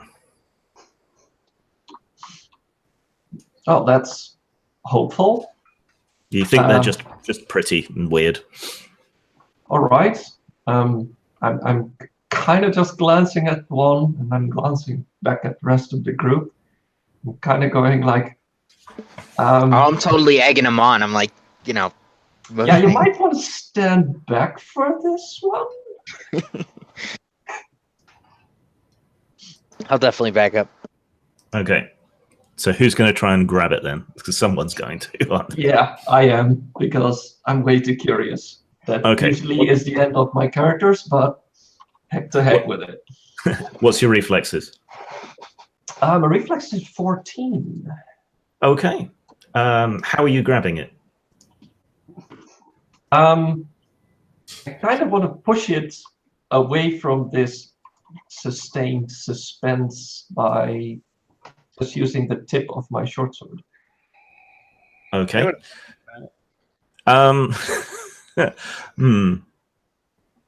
What's your evasion? All right, let me look. Reflex 14, evasion 4. 4. Okay. Right. You reach out, touch it with the tip of your sword, and it kind of ricochets off it and spins all the way around the room, almost hitting you a couple of times before returning to its resting place in the middle and resuming its spin. I find that absolutely amazing and very prone to pranks in future endeavors if I manage to mimic this thing. Wow, I'm more amazed about that thing now already. Now I want it. I'm grabbing it. Okay. How are you grabbing it? Well, not with my foot. With With my your- left hand. Your my left hand. Yes. Okay. And where are you grabbing it? At the lower end towards the blue light. Okay. So you reach out with your left hand. Right. Roll d20 under your reflexes -1. So your reflexes then is 13. So roll d20, 1 to 13. 7. 7. Okay, you reach out with your left hand, grab the wand by the blue end. Right. Icy cold sears your hand, lose 1 health point, but you have hold of it. You quickly shift your grip to the middle, which doesn't hurt. But your fingers are kind of purplish and blackened on the tips, and your hand really hurts. Excellent. I grin with the kind of grin that makes you go like, I should be seeing a dentist. Now that you're holding it, you can sense magic within it, and Really? you see two sigils in your mind, one for fire and one for ice. How surprising? Not really. But I have a glowy stick now. Yay! Yes. The stick of Full glowiness. sorcerer. A glow stick of raver culture. Yeah. Oh, I kind of make a thankful little bend to this room. Mm-hmm. The room can't return the gesture because it's just a room. But yes, you've thoroughly looted it now. Yay! So your choices once you exit with your loot are to take the door that was at the end of the corridor, or to go opposite to this room that you just looted, which is also closed off with a door. The door's the same? Yes, the doors are identical looking. The same dark wood with the metal ring handle as the door behind the tapestry. All right, I'll step up and try the one opposite where we just came. Okay. One sec.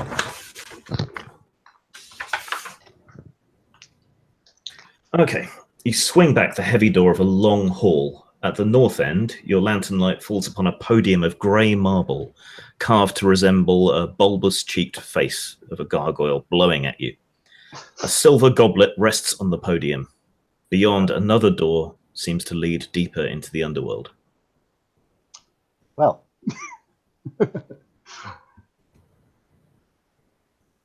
Should we try the other door? Maybe knock first. Not first, yeah. Just see what's in there. Let's see if the corpse is decent. We find the toilet, yeah. Right. You knock on the door, and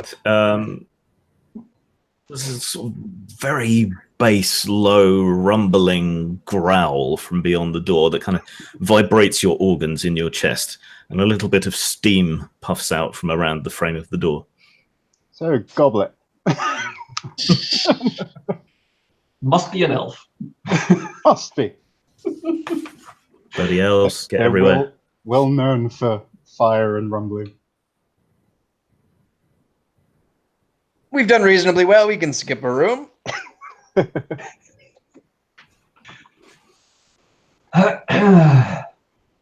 Who's feeling brave? Don't look at me.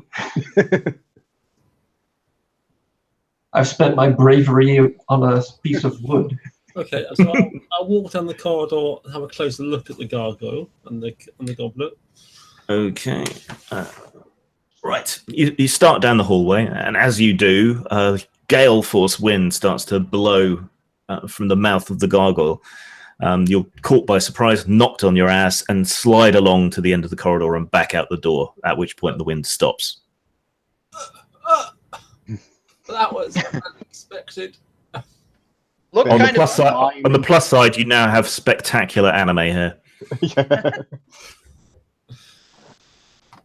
Always a silver lining. Yeah. Mm. I'm just glad it wasn't fire. Yeah, there's been enough fire breathing going on around here.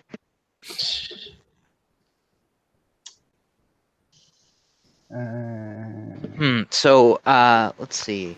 Is there anything unusual about the floor? Pressure plates? Anything like that I can see? Well, you didn't get far into the corridor. No. It seems to be a rather basic flagstone floor, though it's quite polished, probably to make Right. grip less easy to get. Is Fair there enough. anything under sea enchantment, if that's still up? Yes, the gargoyle is enchanted. Okay. Imagine our shock. Let's see. Just trying to think. I wonder if I can sneak up to it, if that would make any difference. I think I would try that. Okay, so you creep forward into the room. There isn't really anywhere to hide, and you get a couple of steps into the room before the wind starts up again and blows you tumbling back out. All right. And I'll go, Plan B. Experimentally, how far into the room did they get to go before it started blasting at them? So it starts blowing the moment you step into the room and then gets exponentially stronger the further you step in. Okay, so you said there's a silver goblet in front of this gargoyle. Yep, On the gargoyle? Well, in front of it. in front of it on a podium. Right. Actually, no, it'd be on top of it, wouldn't it? Yeah, on top of it, sorry. All right, who has a crossbow with good aim? I mean, I Knock do. the goblet over. You suspect the wind won't be strong enough to blow away your bolts. The wind won't blow if we're not in the corridor. What's the worst that could happen? Get a bolt. Bolt blow back. I was gonna say I could get a quarrel coming straight back at my face. And nothing we can't fix. Marginally fixed. Oh, this is bad. So we did have another corridor that we could explore, though, right? Other than The open red- door. The doorway with the growling thing. Oh, Yes, that one. is it in the dark or something? There's a door. The door is still Oh. closed. Oh, the doors is closed. Okay. Yeah, you knocked on it, you didn't go in. The growling may have put you off. No way of Okay. seeing through the door. It's not a keyhole or underneath. You have enchantment vision, not X-ray vision. There's no I keyhole. know. I'm just checking. Actually, speaking of that, is that a spell or is that an ability? Where it's put, I'm not sure. It's a spell. It is a spell, yeah. I thought it was. Yeah. That's fine. Just so I know. We have a valiant Sir Knight. Just put him out there in front and let him do his night thing. I was gonna say, does the door pull in or push? It pulls outwards. All right, have someone pull it and stay behind it, and I'll be in front with the shield. All right, Okay. I'll pull the door. All right. So you stand ready, sword and shield. I'll Doors. be out the way. Yeah. The rest of you hiding, cowering. Okay, the doors hauled open. Where is it? One sec.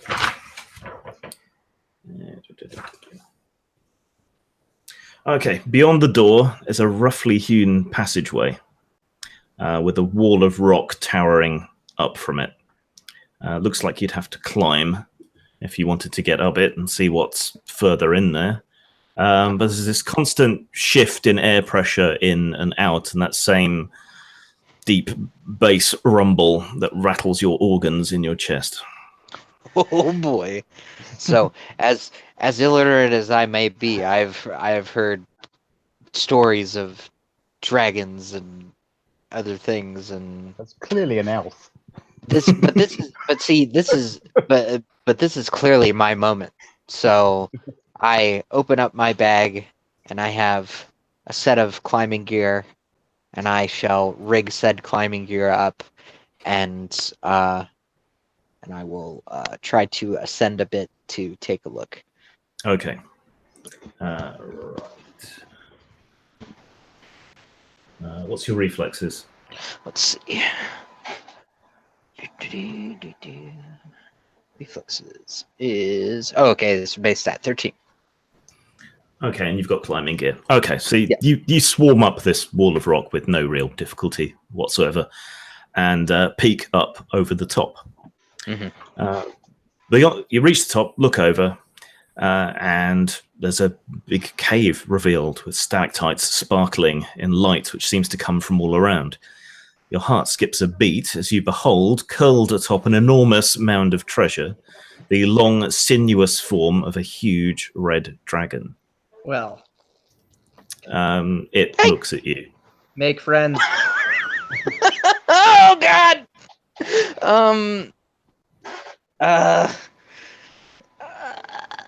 Let's see. Hold on. I don't think I have it. No. Okay. Yeah. Low magic. Great. So I will. I don't know if I have.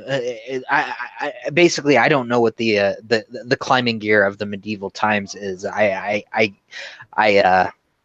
suspect I don't have some kind of quick release carabiner or anything like that. So, I am going to try to descend as rapidly as possible. So Okay. You start to climb down as quick as you can. Right. Right. Okay, so I imagine I get maybe a foot down or so Before and it bellows back. Yeah. right, and I will stop myself and I will say,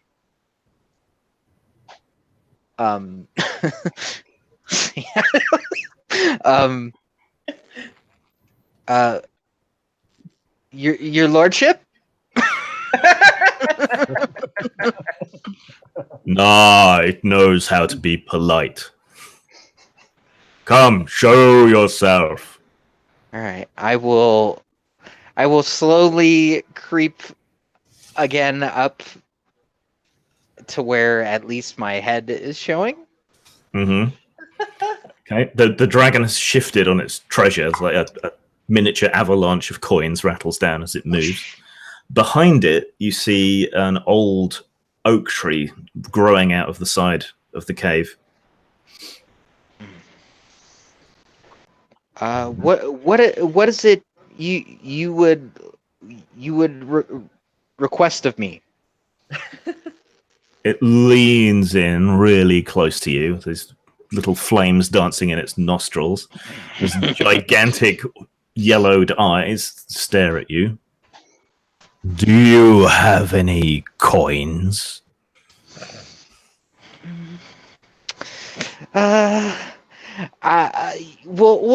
yes, of course. Might I have one?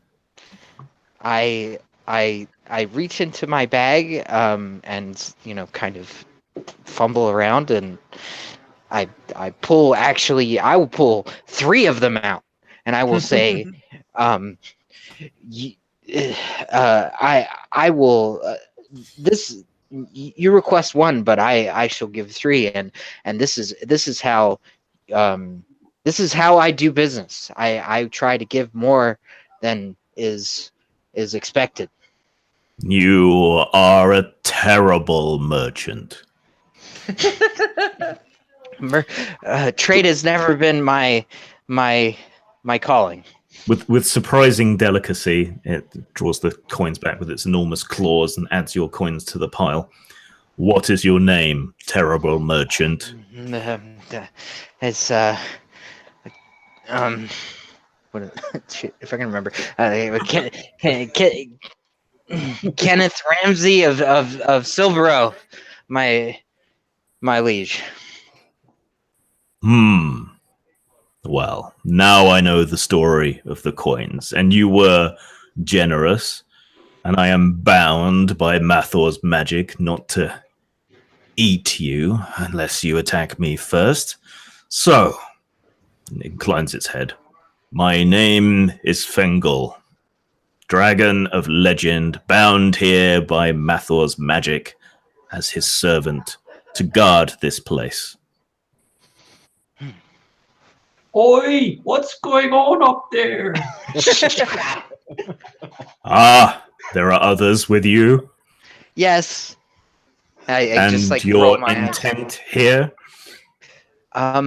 We our intent was to explore this long forgotten tomb to see what may be in or what do you call it? Maybe it may contain. I see. Well, it contains legends. I see that. Myth and magic and tests. Yes, we've encountered some of those tests. You smell like sin. That might be his bladder content. I will at this point in my life be very honest. I have not lived a life so that would be so treasured by those of good moral standing, but I have made a decision before I came here to change my ways, but I do have certain talents, and I put those to good use now with me and my compatriots here, and what a pity. Better to roll in hell, I have always said. Still, while I am bound to guard this place, I have no special love for Mathor or Valandur. So, 3 coins, 3 questions, no more, no less. What would you know from me? So I nod very very nervously, and I look down and I say to the party, I'm sure your questions are going to be better than mine. So your questions. Oh, my questions. What's going on up there? I can't see a bloody thing from down here. I'm negotiating with a damn dragon. Just give me a minute.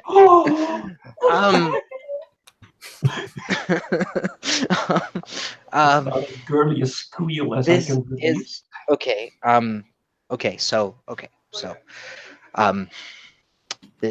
There's a chest behind a tapestry. How do we open it?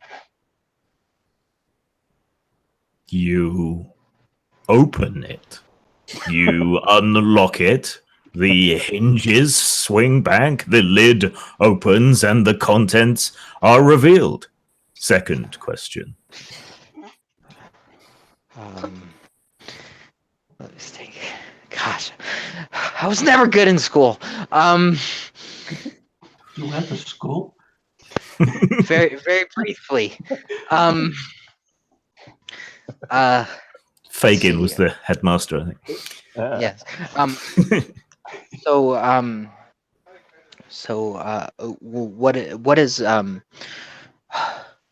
What is the hold on. What is the curse that binds you, and can it be broken? The curse that binds me is ancient magic, Mathor's magic. So long as the roots remain in the rock, I am bound here and cannot leave. But I like to test the rules, and the magic is old and weakening. I think I might be able to eat you. Third question. Think carefully.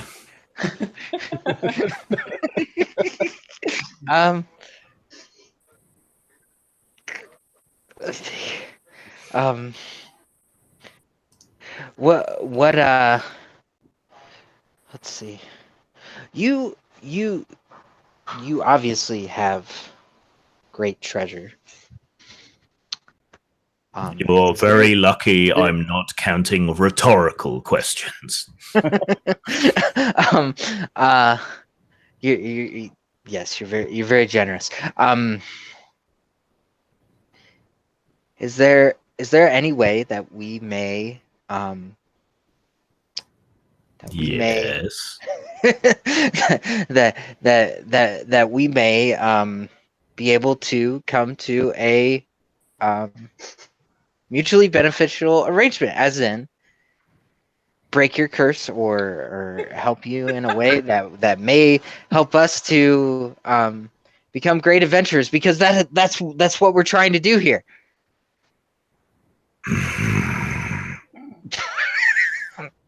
You have been polite. You are clearly scared. Unfortunately, I cannot tell you precisely how to break this curse. And I don't think you really want me free. That's what I was thinking. But to become a great adventurer, solve the puzzles Mathor has laid out. Reach the end of the crypt and the sleeping king and take up arms in his name. So how does that sound, guys? Mathor sounds like a good guy, right? Petulant little wizard. Anyway, leave. Thank you, bye. And I go down as quickly as possible. Merry meet, merry part, little sinner. Thank you for not eating me. Not my choice. There's a gust of dragon breath that sucks the door shut once you're out of it. See you later. All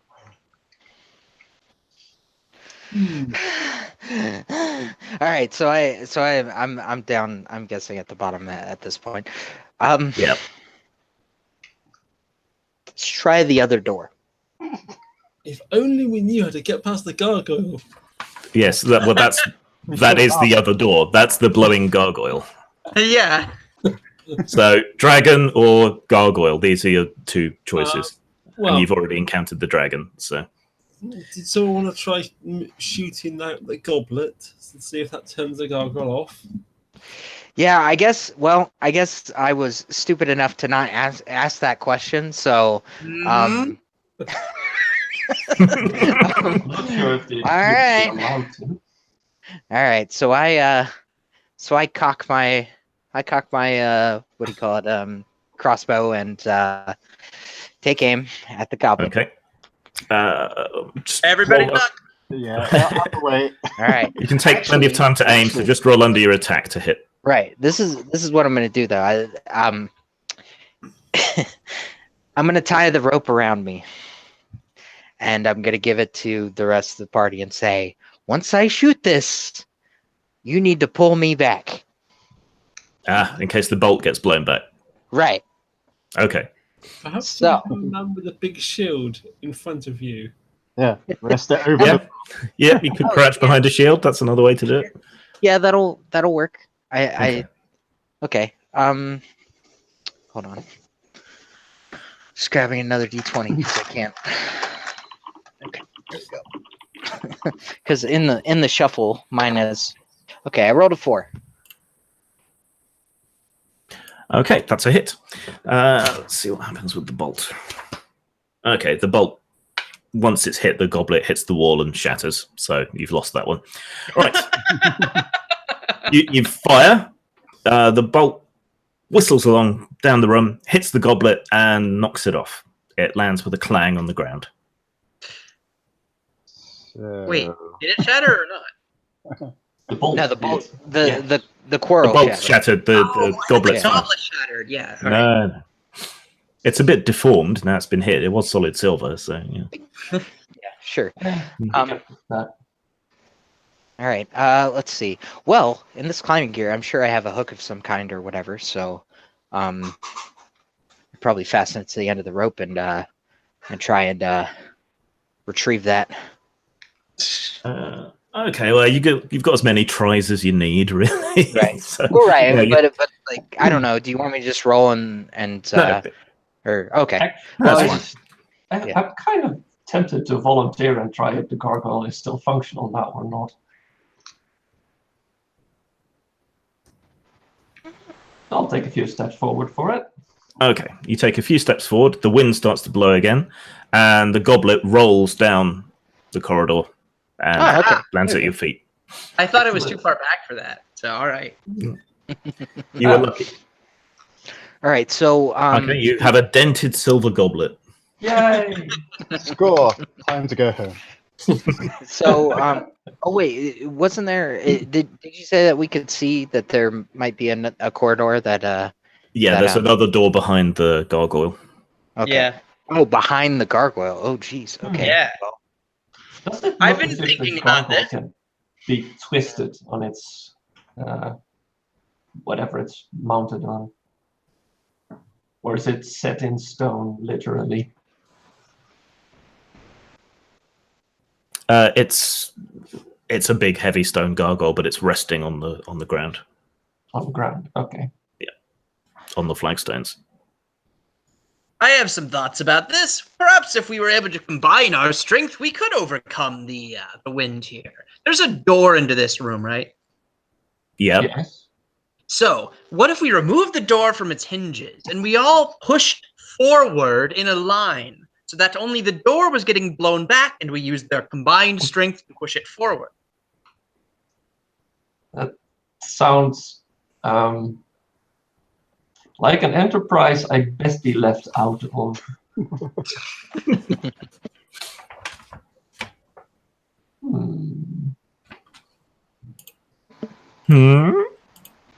let's see. Skeksis. How is your horizontal climbing, by the way? Yeah, can you climb up but along? Oh, you. Although it's Well, smooth. What are the walls? Yeah, good. The walls are pretty smooth rock, Right. but you could try. You'd probably fail, but you could try. I mean, just thinking. You could try. Got a wand of fire and ice. What does that thing do? Can you melt mean- rock? Yeah, maybe. Melt rock? Yeah. What do you think? I'm a sorcerer, not a god. But just so we're clear, if someone asks you if you're a god, you say yes. Yes. Oh no. No, The no, dragon no, did no. not ask. And then we run away. Oh, I messed up. Let's see. Well, let's see. Inanimate objects. seem to be okay.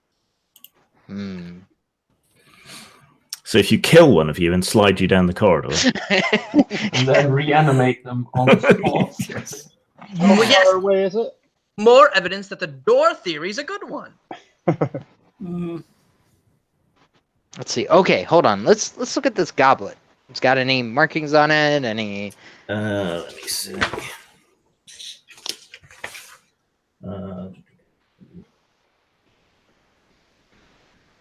It is a fairly workmanlike silver goblet.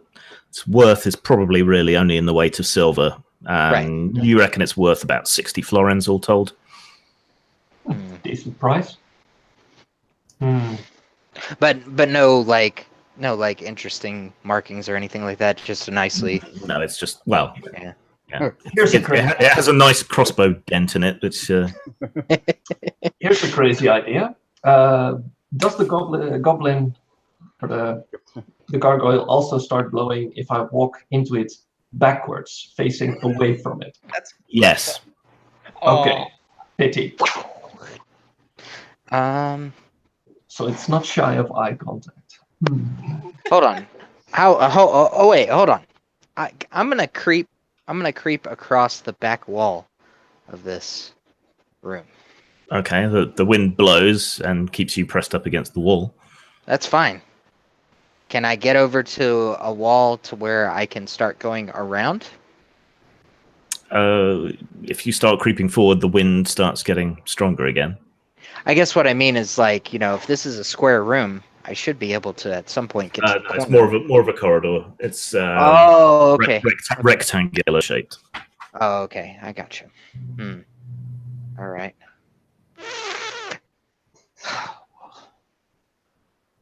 Man, I took.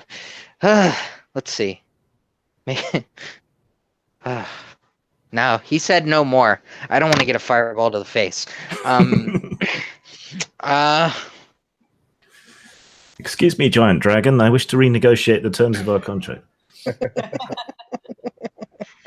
Yeah. I imagine you'll do about as well as Theresa May.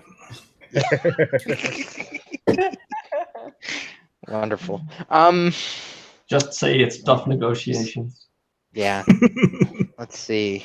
Now I want to make up a Euro dragon. The only thing I can think of, 27 heads. the only thing that I asking it in French to surrender.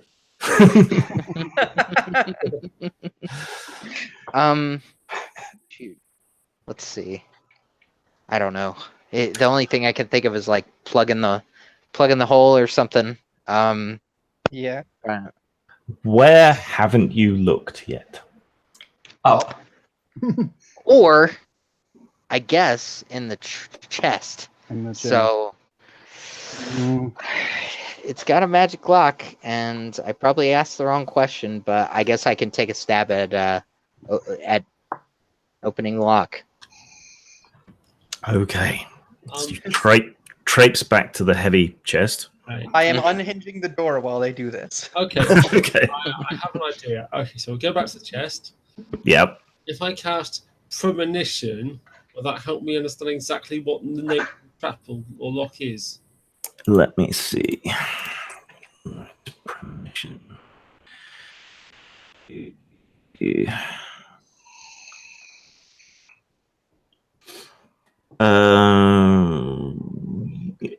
Yeah, okay. You got 37% chance of detecting the threat. That's specific. Yeah. No, I shall roll my D100.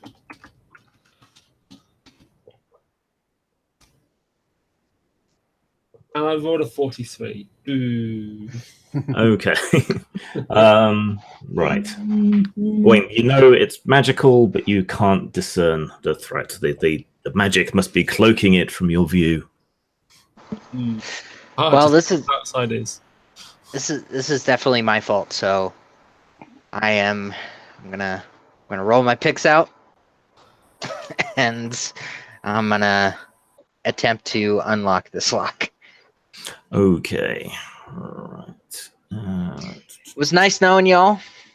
I guess we stand back. What's your reflexes? It's 13. 13. Okay. And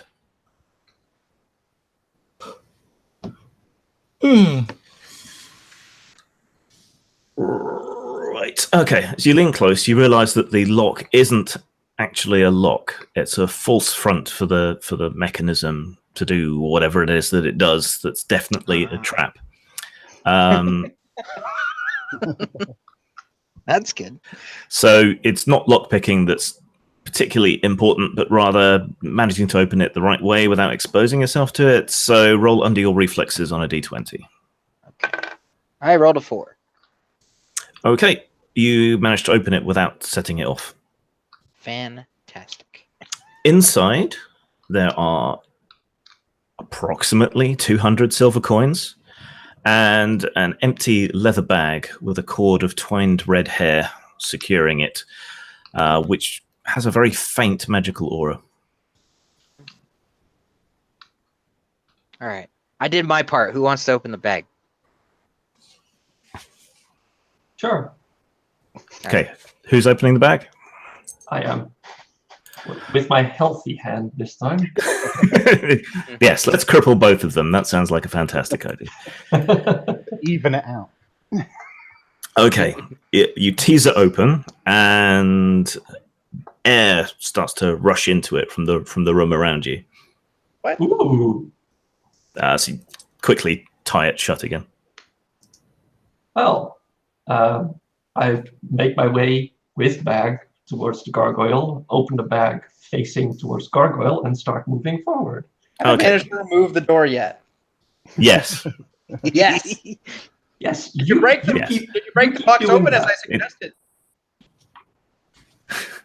So he kind of steps past and over you as you finish wrestling the door off and marches towards the gargoyle with this bag open.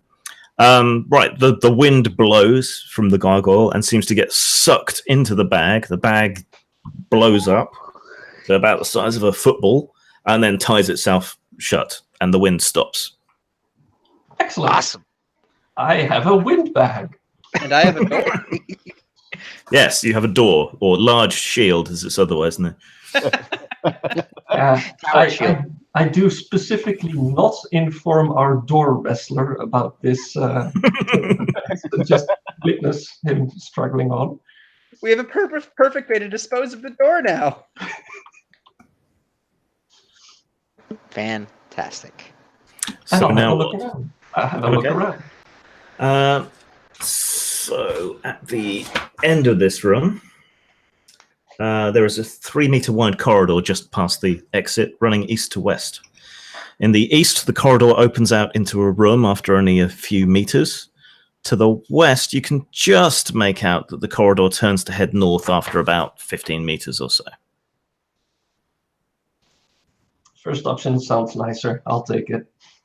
Okay. Are the rest of you catching up? Yeah. Yeah, I think so. Plod along afterwards. Okay. Right, this room, behind an archway, square, pretty nondescript for the most part, but you can see that a bronze helmet lies on a wooden table on the far side of the room. In the lamplight, you can make out now, as you get closer, a crisscross of fairly thick, pearly strands crisscrossing the floor at about knee height. Hmm. Does anybody have a torch? We've got lanterns. You've got lanterns, but no torches. Well, how big are the crisscrosses? I mean, is it like something you could like tiptoe through, or is it like? You could try. And you said there's a desk on the other side? Yeah, a table with a bronze helmet sat on it. Oh, a bronze helmet. Okay. Any long Face. sticks? No, there's no long sticks in the room, but you could Oh, break apart oh. your door to use them as a long stick. Does anybody How have- wide? How big is this room? How far away is the helmet? It's hard to gauge on this map, actually. Ish. Yes, size-ish. It's Okay. 725 meters. If that's a 3 meter wide corridor, it's about a 4 meter by 4 meter room. All right. Okay. So a couple of meters of this this pearly nonsense. Okay.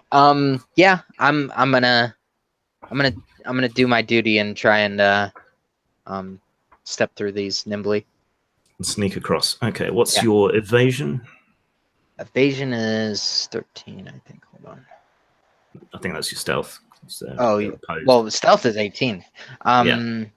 Evasion is... Why can't I... Reflexes. I got reflexes. Evasion is 6. There it is. Okay. Right. Let's see.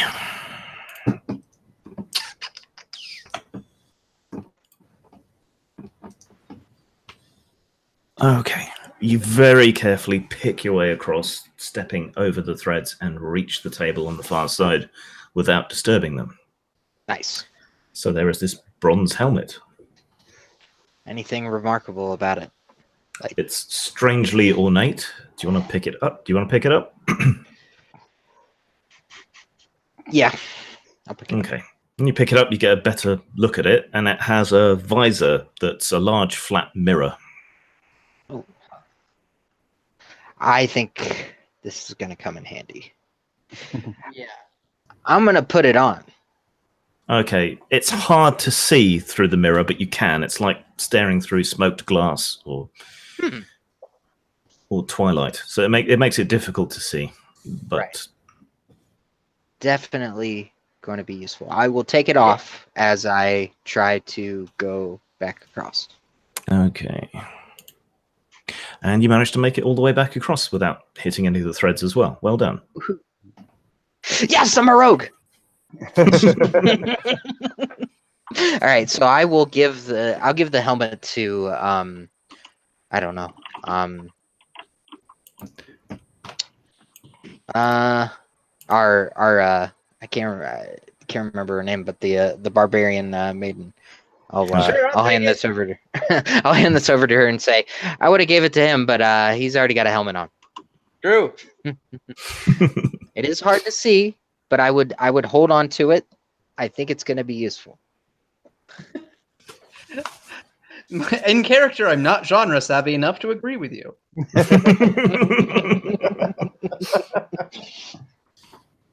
All right, so maybe a troll would see its reflection and yeah, maybe. All right, so let's press on the other direction, even though it may be a little more. Okay, who's in front? The rogue checking for traps? I think at this point I might actually take point. Yeah. The rest of you happy following behind? Sure. Yes. Okay.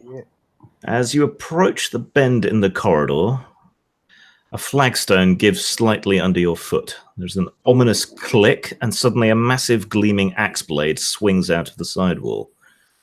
Right. Your evasion was 6, wasn't it? Correct. Okay. So It'd be let's funny see. if he actually swung sideways and just knocked us all over, though. Right. You almost get out of the way of it, but it does strike you. What's your armor? 2. Right. It bypasses your armor and cleaves into you, doing 8 hit points of damage. Oh. Yeah. All right. I'm down to 2 hit points. Okay. So yeah, this huge axe swings out, cleaves into the side of you, knocks you flying back into the others in a splash of blood. The axe cranks itself back into the wall and resets with a loud click. Drag him out of the way. Yep. Hang on, can we respond to the axe as it goes back? Yes. Okay. As it starts to retract into the wall, quick, jump something in. Scrabbles up for something. The door. Yeah, that's a good idea. I got a dagger. I'll just toss it lazily at it and see what happens. Yeah. We'll put as it tries to trap back into the wall, we'll jam the door in the way. Okay, well, you have to jam it with a knife first to hold it in place. And then between you can manhandle the door into the way so the axe can't retract. It makes a futile clanking noise for a bit, and then it sounds like a gear breaks or slips. So much for trap detection. What, you detected the trap very well. Everyone now knows there's a trap there. Fantastic. Alder, is this the thing you can help with? I saw you do the thing with the wolf.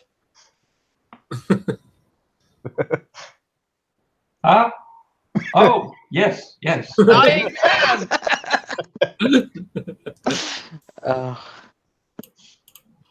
I could, yes. How many Hail Marys do I have to say? Oh, you mean now? Okay. Oh, wait, here. Basically just poke the wound and restore 2 health levels of it. Okay, so 2 health back. Fantastic. Hooray, slightly less dead. Yes. Okay. Not standing out in front no more. Okay, but you're absolutely certain which flagstone set that off, and you've crippled the trap. So well done. You can now continue on, though perhaps not with the heavily wounded person in front anymore. Not quite dead yet. I'm getting better. Yes. There you go, the obligatory Monty Python reference. Yes. Got it. Right. You're in my good hand. Don't worry.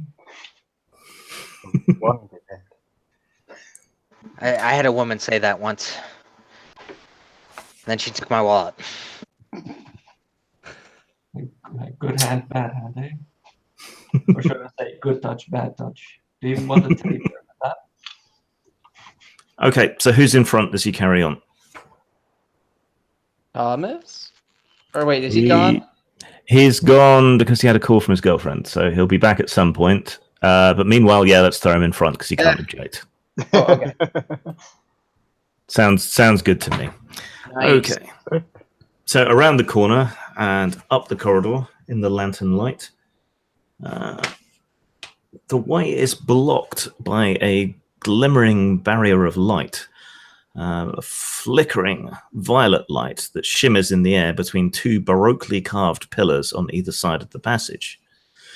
Through the shimmering, you can just barely discern the outline of the corridor as it continues on to the north. Just in front of this barrier, set back in alcoves to your left and right, are 2 fountains. In the western alcove, a chalky grey liquid issues from a snarling stone face and runs down into the sort of fountain cup beneath. The eastern fountain is filled by a purple liquid that bubbles from a face sculpted in an expression of fear.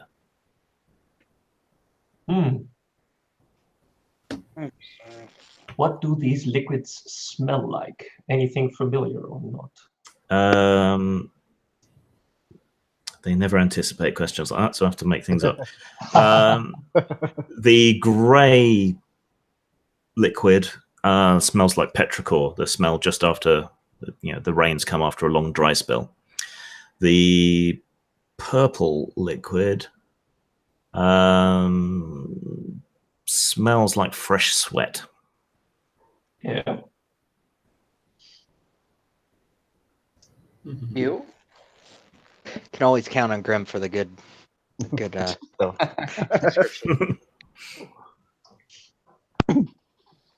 Describe the obstacle again, the mist or whatever. So there's a glowing shimmer of light, of violet light in the way.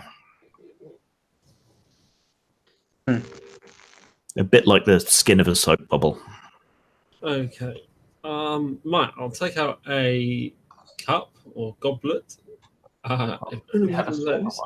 You've probably got a wooden cup that you drink from regularly. I'll take a scoop of the purple liquid. Okay, you dip your wooden cup into the liquid and it bubbles, hisses, and dissolves. Right. Not that one then. Try the silver goblet. No! In the purple liquid? No. No! No.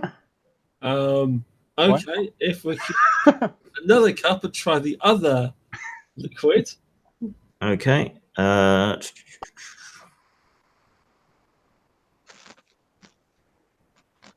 Right. The wooden cup, as this liquid seeps into it a bit, sort of grays and slowly turns to stone. Awesome. Right. We have some very potent weapons on our hands if we can contain them.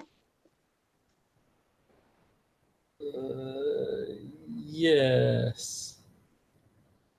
Okay, so what's the barrier again? It's the shimmering wall of purple light. Okay. I'm going to take one of my arrows and just poke it into the light and see what happens. Okay, 1 sec. Nothing happens. Nothing. It pokes through it and is seemingly completely unharmed. Oh no!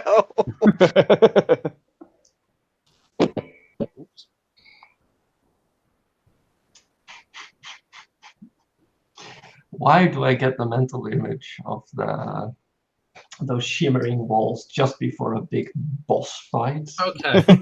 I'm going to stand in front of the purple light and think about stepping into it, and I'm not going to cast premonitions. Okay, 37% chance.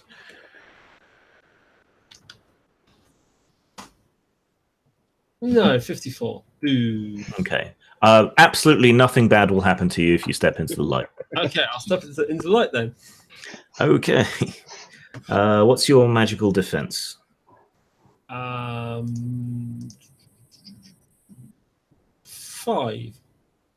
Okay.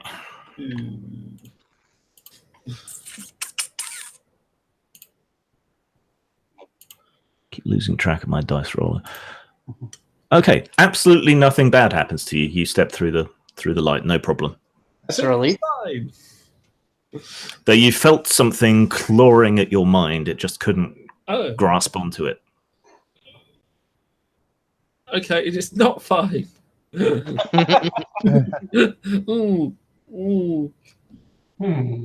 you're through. There is some power here, but it only works on the simple-minded. So that's the rest of you fucked. Boy. I'll seeing them stroll through. I'll stroll through after. Okay, what's your magical defense? S6. Okay. You are completely unaffected. But you feel that same clawing at your brain. Yeah, seems all right. Crazies.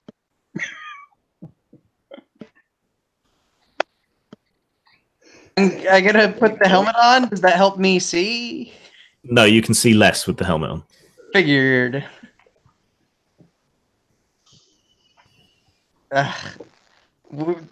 There's more to this. Come to the other side. We have cookies. Yeah, we have cookies.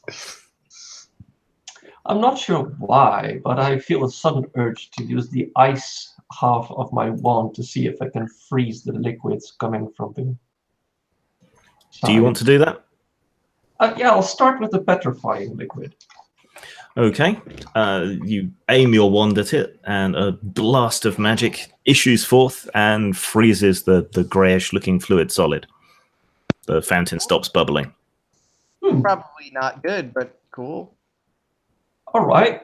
Well, this was as good a situation to test out this bloody wand in the first place. I'll join the rest of you on the other side of the What's your magical defense? 6. Okay. Will their luck hold? Press Brett now. Would you like to know more? You're completely fine. Yay! But do you feel this pressure on your brain as you push through, but you resisted it? So that leaves Sir Knight, maybe. Yeah. And maybe one day somebody will say something about the clawing at their mind. Where's the fun in that? I know. That was just apprehension from the weird light, so nothing to worry Obviously.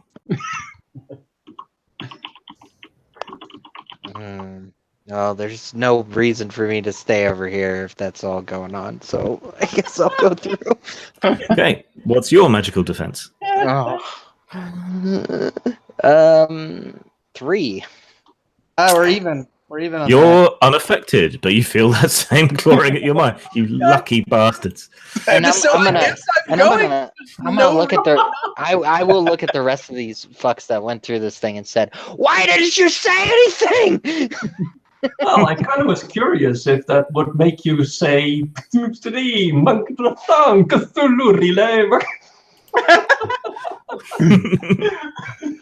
I swear, this is the last time that I go into a magical tomb of a dead patron of the country. You're not With adventurous at all. You said that last time. Yeah. And that's the last time you'll drink. Yeah. Right, so who's left? me. So I take it either this is harmless or you're all zombies now.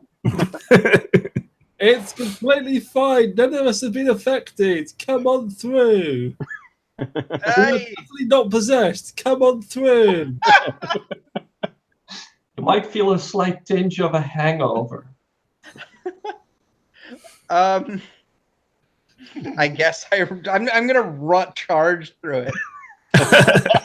Okay, what's your magical defense? 3 also.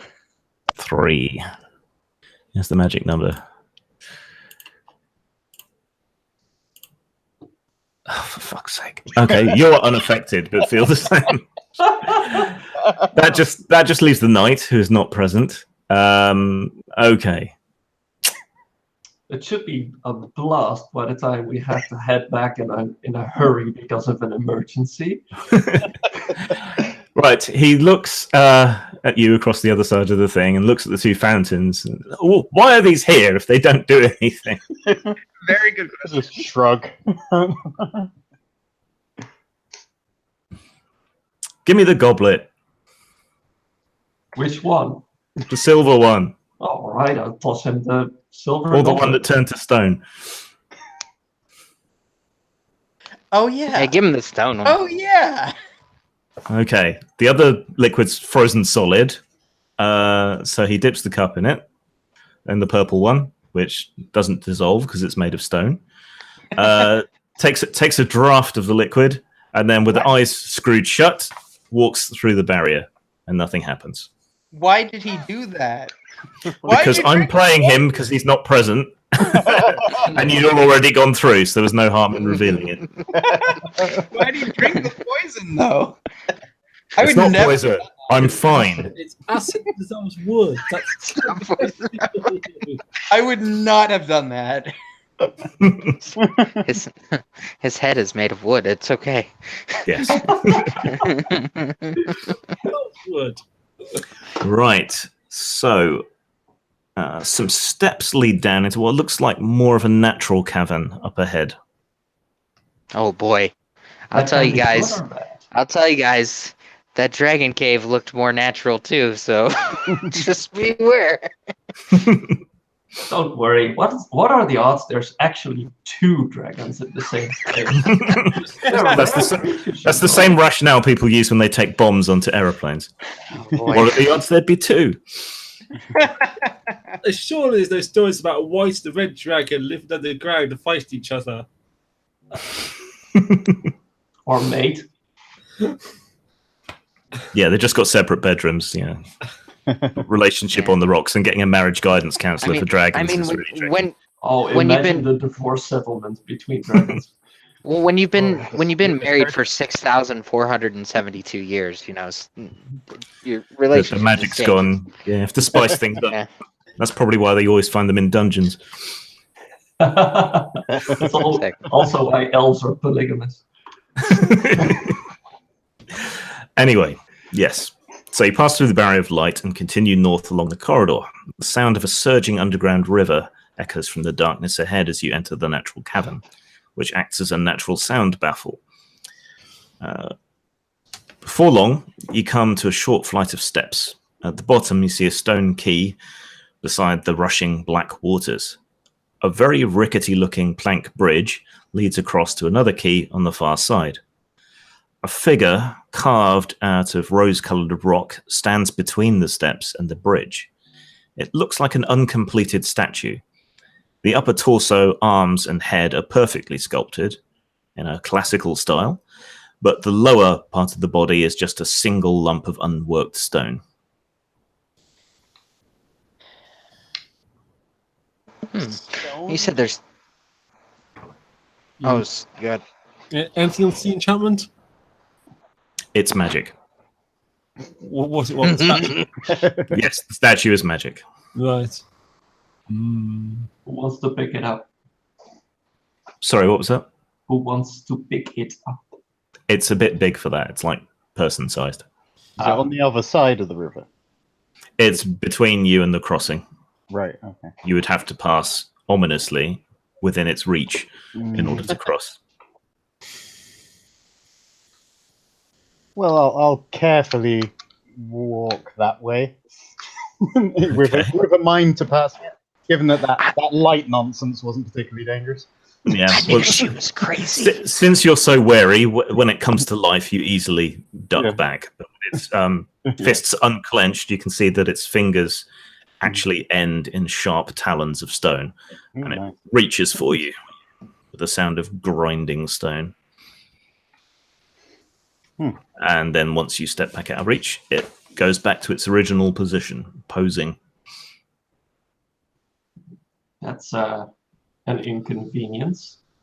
It obviously just needs us to complete its lower half. I'm sure it's unsatisfied. Yes, go down on a statue. What could possibly go wrong there?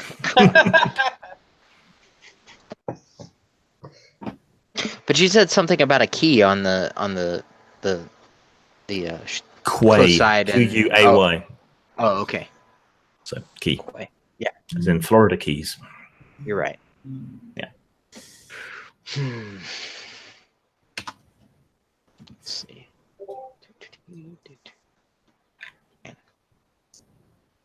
Oh. Ice wand. Yes. Maybe? On a river? No, on the statue. Ice on... Or the river. Freeze? Or the river. Yeah. No, I don't know if it's going to be that strong. But No, I don't know. How wide is the river? It is about, let's see, 10 meters wide. Yeah, I'm not going to create an ice bridge on a flowing river with a wall this size. Is it fast flowing river? Yeah, very fast. I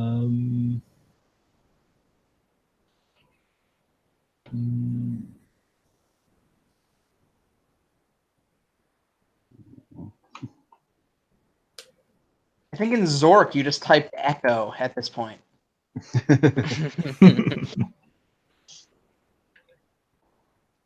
yeah, I'm thinking you just try to freeze the statue. That's the only thing I can think of. I don't think that's going to work, but I don't know. you can give it a go. How fast did it move?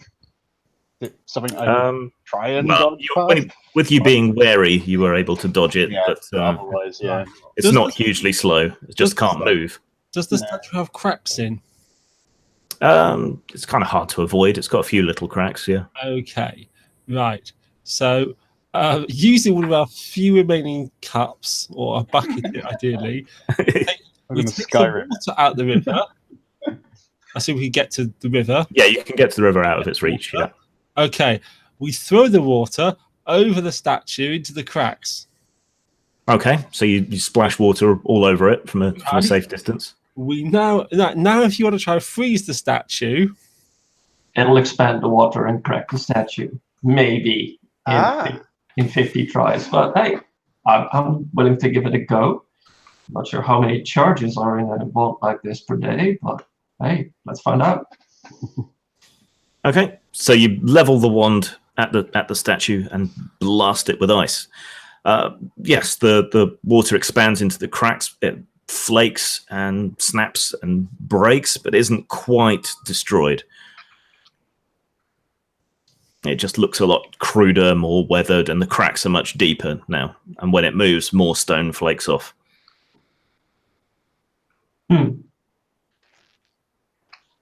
Joy. I don't think that's going to work more.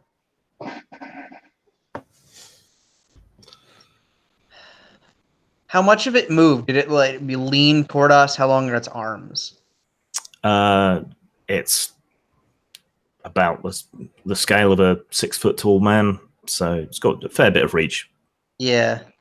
It's only carved to the waist, so it can only really bend at the waist.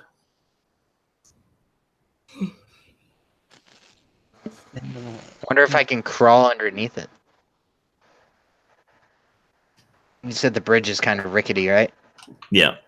All the better to hold it together. I'm gonna go try and, even in this state, I'm gonna try and crawl beneath its reach. Okay. I don't think it would be able to reach you.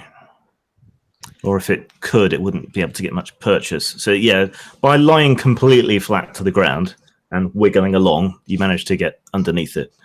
And it causes itself more damage trying to reach you, more bits of stone flaking off from it. Fantastic. We got this, guys. Good Can plan. you stay just outside of reach So for I'll longer? I'll roll the rope back towards them to make it a little bit easier for me to help pull them across. Yeah. So you're like one by one, are you going to crawl on your bellies past the thing? It's Suppose undignified, but okay. I know It is it's not. undignified, but I was gonna say. but it does work. It works, yeah. I think somebody left his dignity at a dragon recently. I did, and a lot of other things. Thomas is a bit worried about crossing the flimsy bridge in his full plate mail armor, but it does hold. Oh, That's why we got the rope and 4 other people on the other side.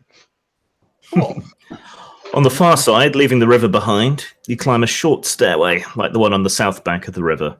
And at the top of it, you're standing before a small black door. There is a strange but strong feeling of peace and serenity coming from it. Oh boy. The most dangerous of feelings on an adventure.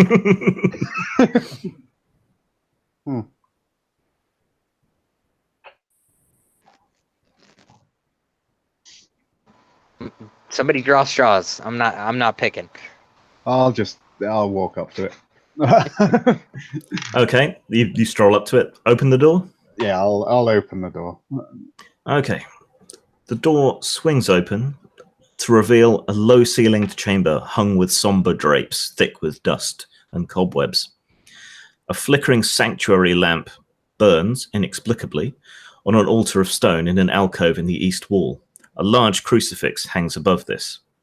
There are double doors in the west wall, and another small door like the one you entered by, directly opposite you. Right. I will step cautiously inside and up to the altar. Okay. You feel peaceful, less scared. Your nerves are jangling less the longer you spend in this room. And there is this door in the opposite side, or the double doors off to your left. I'd be tempted to save the double doors for later.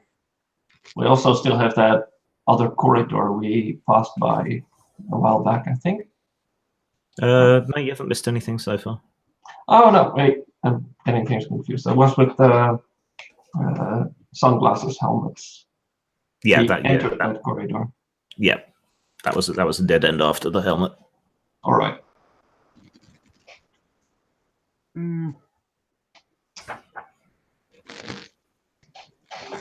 I'd vote for the opposite door. The smaller one. Yes. Yeah, okay. And on the big doors, I'd again be tempted to first knock I have good experiences with that. Okay, but you're going to start with the opposite door. Yeah. Okay, it opens into a narrow passage, forcing you to move single file. It goes north for a short distance, then sharply turns at a right angle to the east. Looking along it, you see that the first 10 meters or so are not illuminated, but from that point onwards, there are bright red magical lamps hanging from the ceiling. The passage extends as far east as you can see in the combination of your lantern light and the red glowing lights. Ooh, The magical lamps, is it just like floating lights, or is it, a lantern? It's like a lamp hanging from a chain from the ceiling. Okay, I I'm want going to try to take one. Okay, you pry it loose from its fixture and it stops glowing. Oh, bugger. Put it back. It's an LED. So yeah. Light emitting devilry. Yeah, exactly. Yeah, I guess we go down the corridor a little bit farther, unless anybody objects. No, seems like a plan. Okay. Absolutely. You continue until you've almost reached the first of the lamps. Then they seem to dim slightly as you approach and become redder. Hmm. And more corridor is revealed Haha. with more red lights.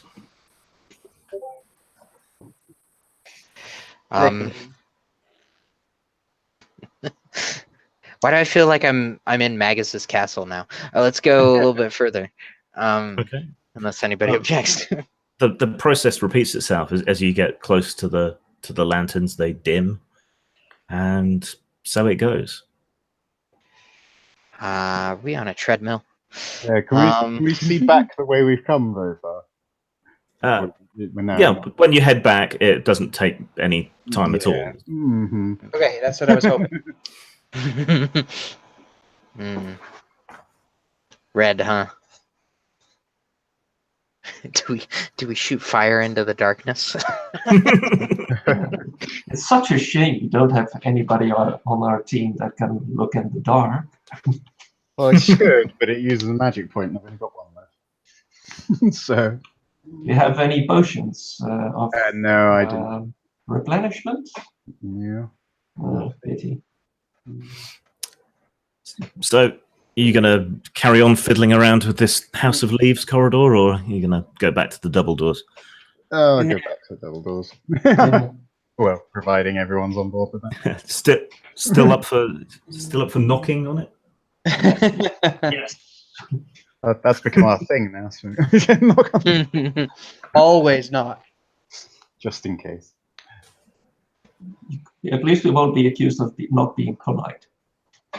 Hey, it works with a red dragon, so Yes. this is the chivalrous time in fantasy settings. Knock before breaking an entry. Okay. Beyond the double doors, there's a 3-meter wide corridor, so you can fan out a bit again, which leads west. A little over 15 meters away from where you're standing, it's joined by another corridor leading north. The east-west corridor is gloomy, illuminated only by the murky light of your lanterns, but you can see bright light flooding from the northern branch.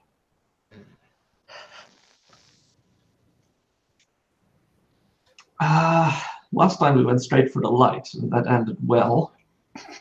That pattern shouldn't keep up indefinitely.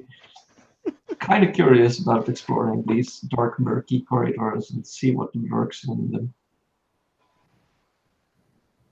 Yeah, I'll follow that. Okay, so you Yeah. head on forwards. As you get closer to this T-junction with the light to the north and the murky corridor extending to the west, a shadow is thrown across on the wall opposite the bright corridor. A shapely feminine form, seemingly naked, judging from the shape of the shadow, with an elaborate coiffure. Not something you'd expect down here. Yeah. I'm turning around. I'm looking. I'm gonna go look into the light area. Okay. You turn and your gaze travels up from a neatly turned ankle to sweetly flaring hips, an ample bosom, and the face of a Medusa. Oh, Yeah. should have brought some of the stoning liquid. Or just turn it on it. Right. What's your magical defense? 3, I think it was. Let me see. Yeah. 3. Okay. Medusa, if only we had a mirror type device. If only. If only. If only you'd been wearing it. Okay. You stare full into its petrifying gaze and turn to stone with abrupt suddenness. Oh. You press the mirror? That was a great sound effect. Thank you. You should hear me in Kung Fu games. Right. What's her reflexes? Oh, she's slow as assholes. Okay. Right. Actions. Right. Thomas, his player, still isn't here, so he raises his shield between him and where this Medusa is and shouts to the rest of you, "Where's that bloody helmet?" I'm holding it. Yeah. I tried wearing it briefly earlier, so I could pop it on real quick. Oops. Alder? Yeah, I'm not gonna make eye contact this time. And I don't want to use this bag. So maybe buy us some time. I'm using the fiery end of this wand in the general direction. Okay. I mean, our only party member over there is turned to stone, and stone can take a fair amount of heat, so... Okay. Did I tell you how much damage that did or not? No. I don't think I did I? Okay. I still won't tell you. So. But I need to look it up for my...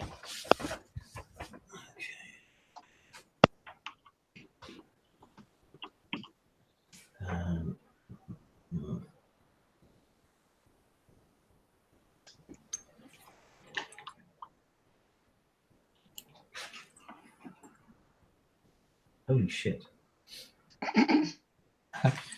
That does a lot of damage.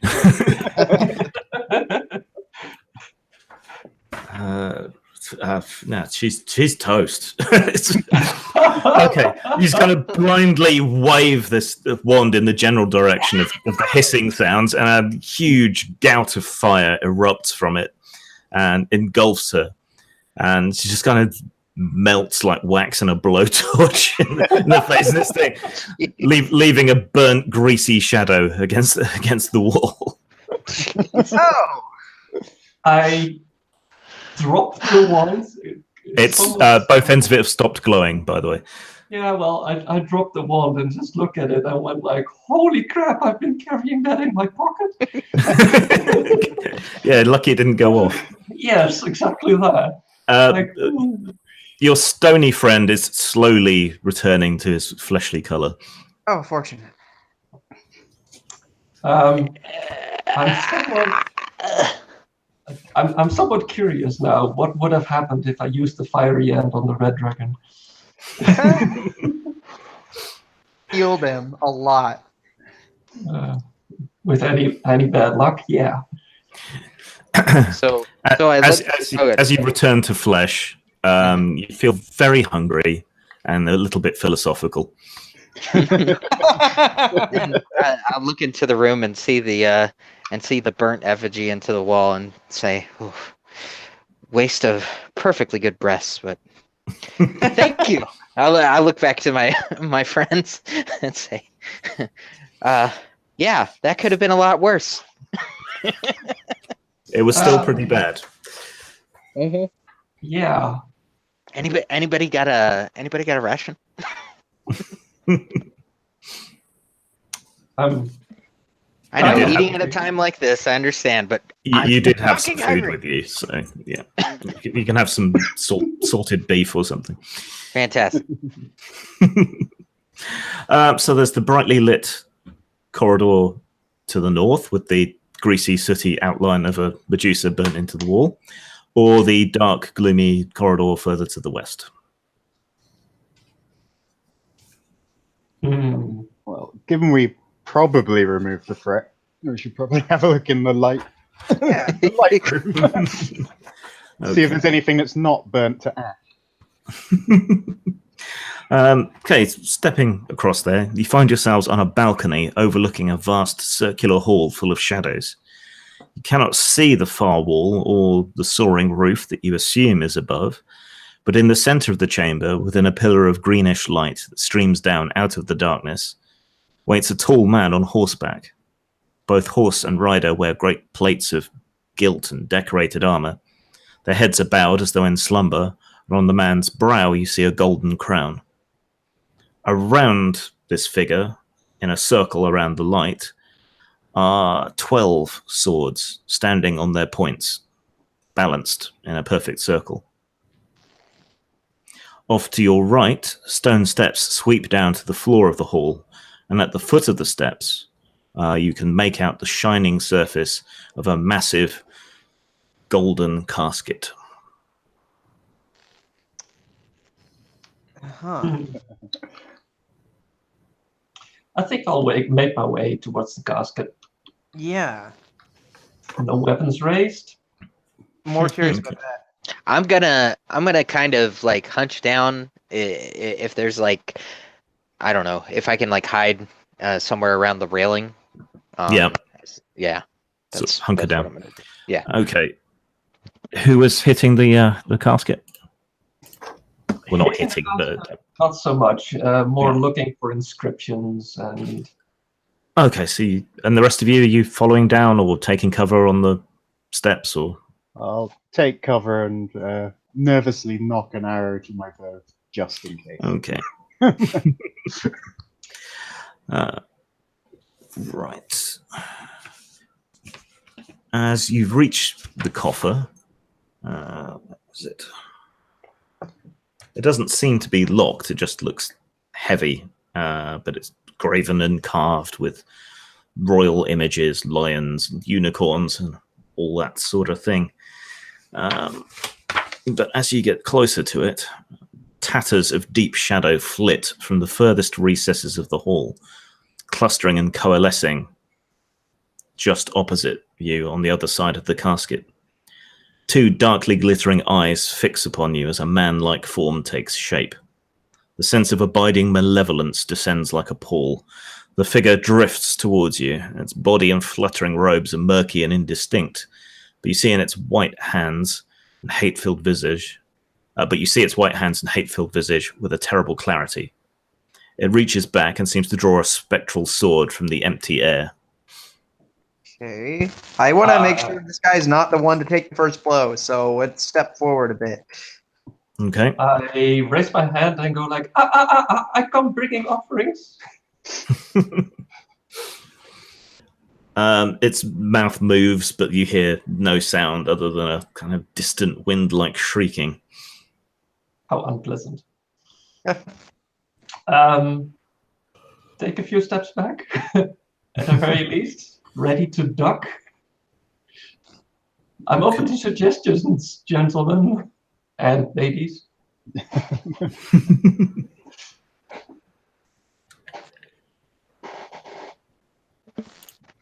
It's not doing much more than just standing there looking threatening.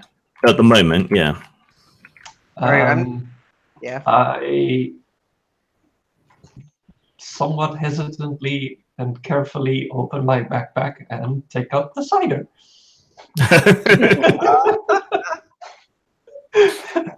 Right. It moves to interpose itself between you guys and the coffer, and rests its spectral sword like 2 inches above the ground and just floats there like black smoke. Okay. And I essentially just point the cider towards the coffin as in, And you say, can I make at least an offering of respect to the gentleman entombed here? Coffer, not coffin, but there is the guy entombed here as well. Yeah, it doesn't respond, just stands there glaring at you with these unnatural eyes. Well, so much for my attempt at diplomacy. Again, I'm open to suggestion, gentlemen. So, What's the vertical layout of the room we're in? We went down some stairs.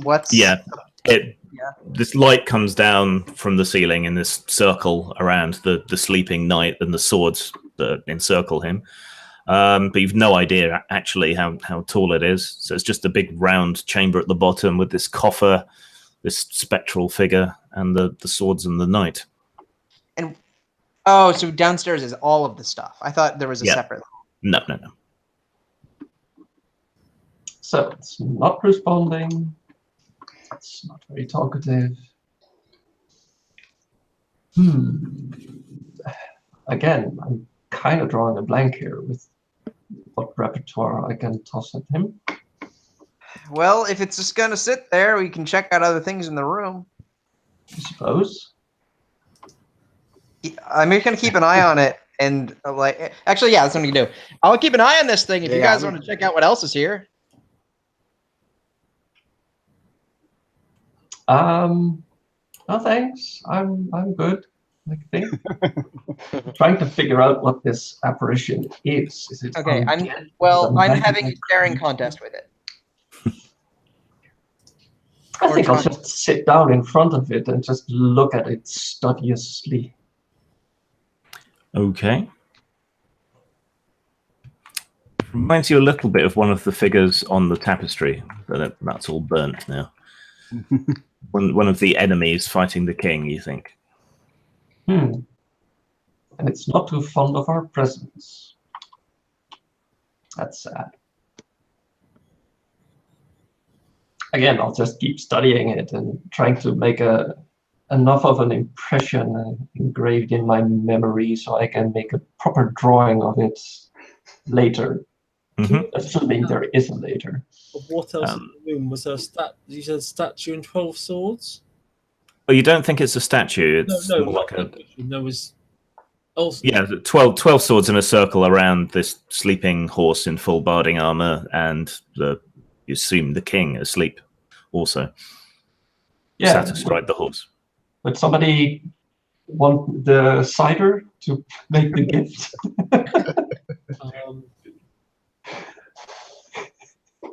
Oh, I see. So it's I thought it was a statue separately. So the coffin's in the center.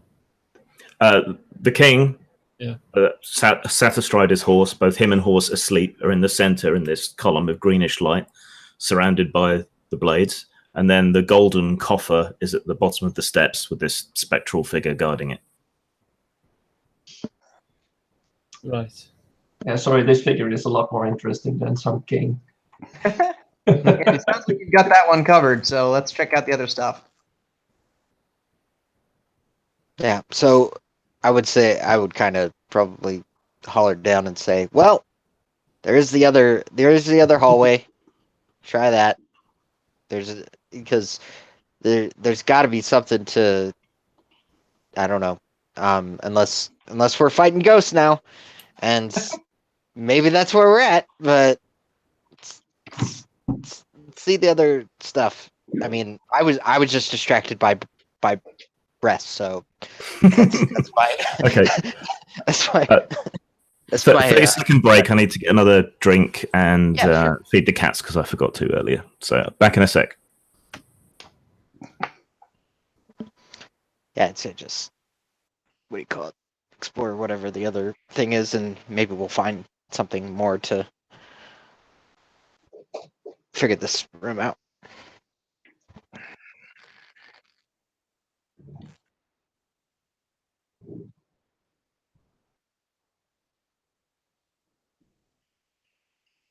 I swear this is more and more like a game of Ghosts and Goblins as we go.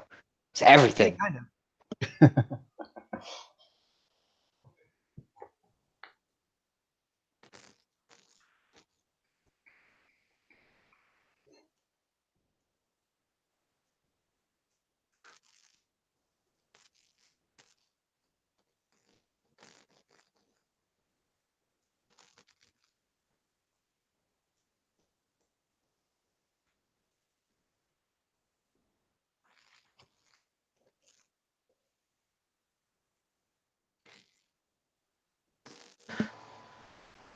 Just as a quick aside, this has been excellent.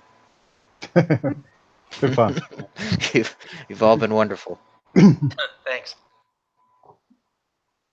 It's I know a lot of first adventures go like this. I forget what game system it was, but I played a game like this once where the idea is the first dungeon, kind of like this one, but it's so deadly that everybody starts the game with 3 characters. Jeez. Yeah. So by the end, you'll usually only have 1 or 2 left, and then among them, you'll pick your hero. That's rough. Yeah, I can't remember the name of the game, but it was pretty neat. I mean, I've almost died twice, so this has been fantastic.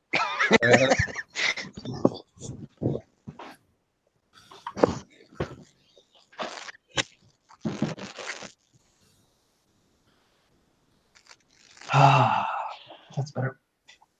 Actually, no, that's 3 times.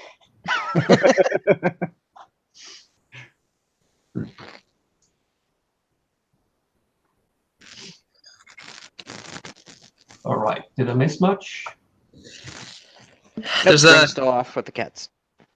just spooky ghost, but you knew that, so. Yeah. I was briefly away for some water.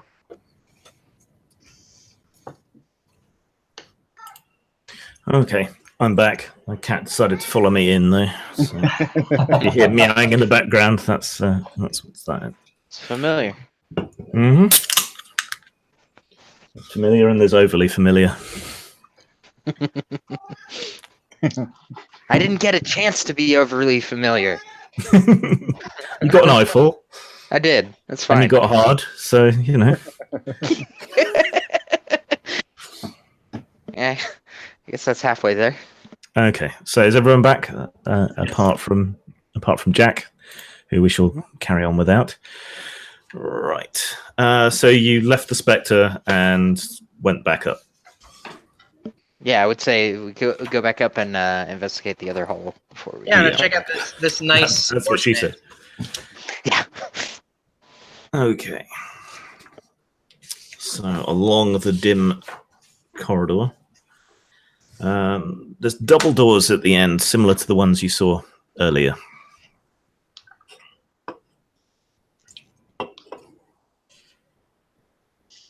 All right. Put the knight out there. Mr. Kendall. Push him out. There you go. Okay. As long as the door's not called Shadow, eh? Yeah. So Thomas grumbles and shoves open the double doors and paces within. On the other side of the doors lies a dusty room with a mouldering reek in the air. Yikes. On the far side is a great big wooden trunk by the south wall with a gilded padlock larger than a man's fist. Brother, is it magic?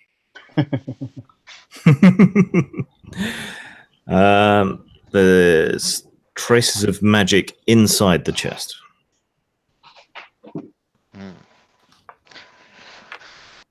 Okay. Look around. I'm gonna.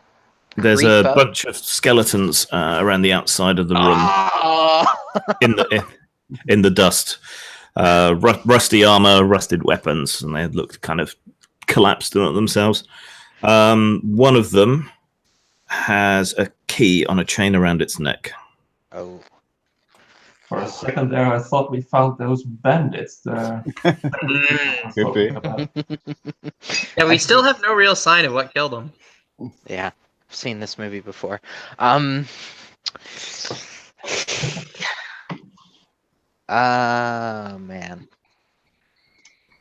Let's see. Any I don't weapons know. nearby? Yeah, like I guess my question would be, it's like, you know, if they have any discernible equipment, is it like, what do I want to say? Is it like culturally or well, I'm trying to, like, is it identifiable, as in, like, you know, is it a certain person's, you know, like tabard or something like that? Is it a certain certain like anything like that that might be. It's in the same old-fashioned style that the king was wearing, but not as grand. Okay, so I'm trying to put this picture together in my little conniving brain. It sounds like, and I'm actually talking to everybody. Sounds like, or it looks like these guys got stuck down here. It probably has to do with that ghost in there, which might be the ghost of, what's his name, Morgrim? Morgrim, yeah. Morgrim. That's what it looks like. Kind of. Who knows? Never seen the guy, but he may have just let his guys die down here. So it may be okay to go pick that up. On the other hand, this may be something that will kill me instantly. So, You know, I may not be the smartest one in the world, but considering the pattern so far, I'm guessing this room has its own little trick. I'm also guessing that it probably will not hurt at all whatsoever for somebody to go back to the king and steal his crown and see what happens if he does. oh boy, I don't like that idea. Bloodwind, can you come here for a sec? Just come here. Yeah, sure. Okay. So I reach up and I plant a big kiss on her, and I say, "Today is my day." And I run down, go to grab the key. Okay, I'm afraid. I mean, that's sexual harassment. I'm going to have to play an X card at this point. Oh,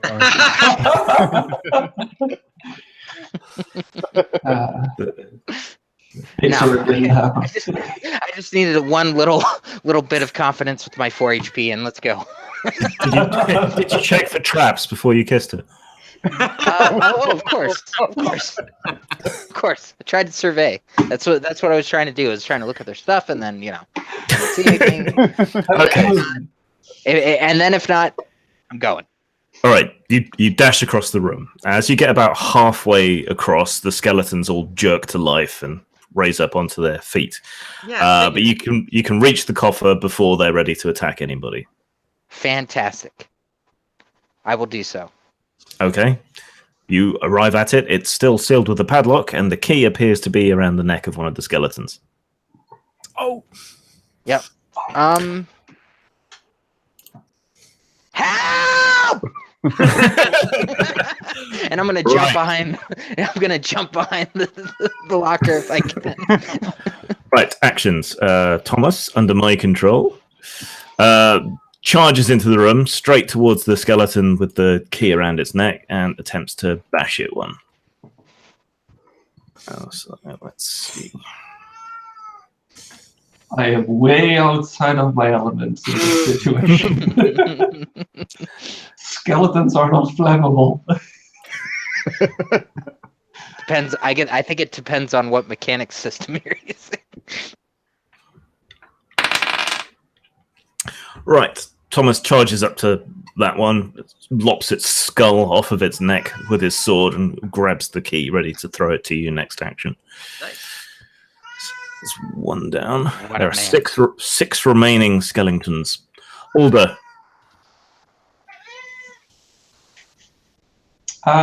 Yeah, like I said, I'm a little bit out of my element. So the only thing I can probably be of use of is to see if there's the best approach of disarming a skeleton. Go for the spine? Yeah?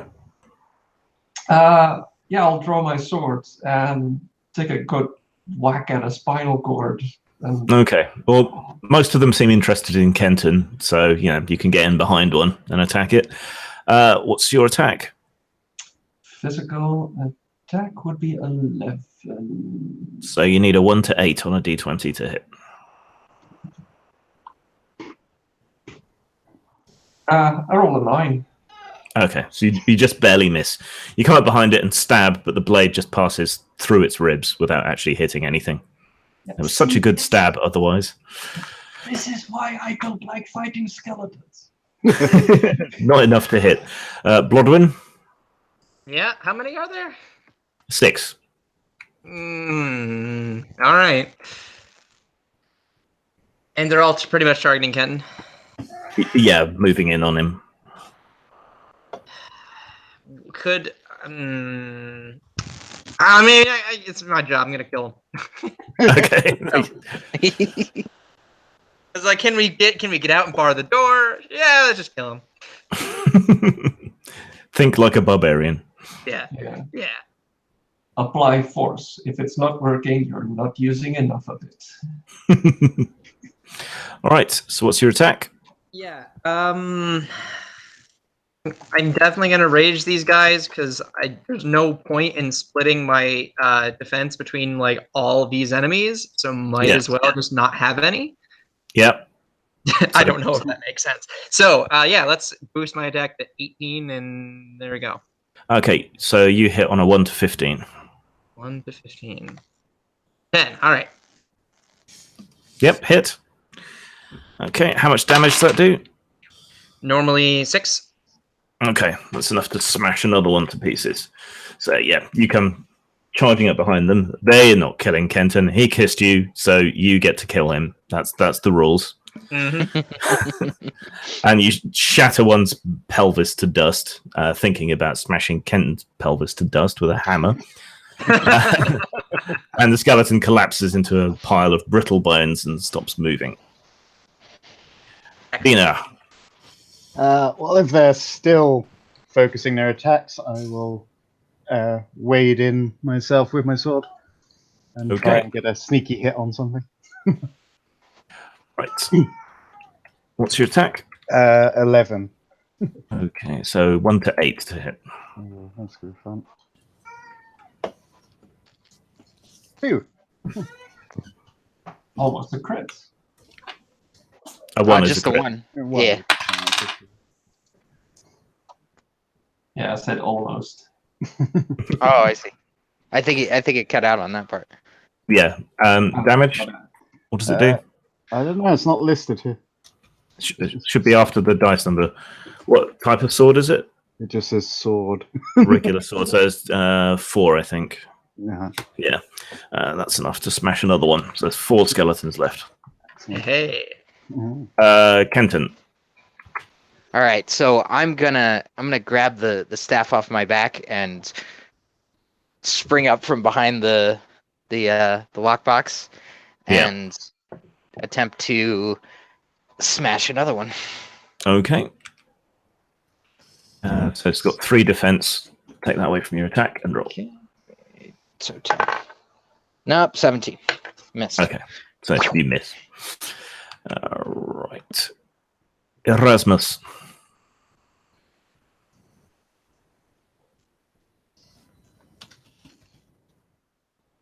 Brother.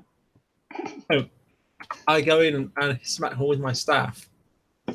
Okay. You got 3 defense. Take that away from your attack. Physical attack is 12, so I'm running for 9 or less. 20, and I'm running a 16. Oh hey! I've failed every roll this game. Hey, you've told us things are magic and healed people. You're the best. I did actually do healing. Okay, the remaining 4 skeletons kind of march in weird lockstep, surround Kenton, and all stab at him. What's your defense? I hate this game. It's 6. 6. Okay, so you can do 1 defense on each of them. Let's see. And still got 2 2 on- other points. And 2 on 2. Okay. Yeah, that's fine. It's probably the easiest way to go about it. Yeah. Right. Let's see then. Critical hit. Oh no. Hit. Critical hit. Okay. This is your moment indeed. Yeah.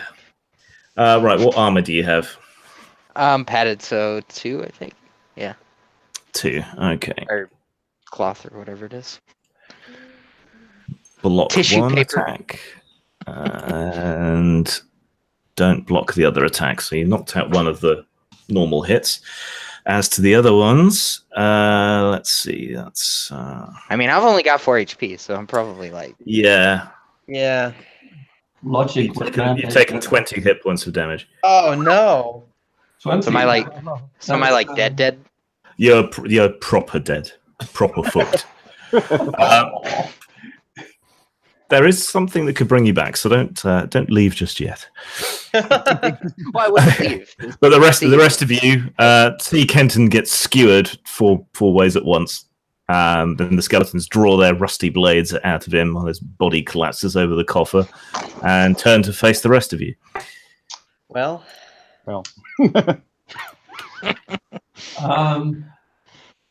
Does anybody know CPR? Right. Comet bellows in rage and charges one of them. Let's see.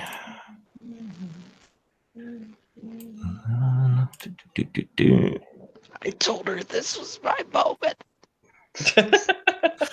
And smashes into one of them, knocking it apart like 9 pins. So there are 3 left.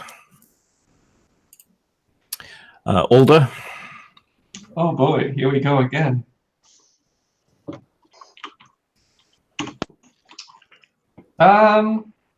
Is there such a thing as a critical miss?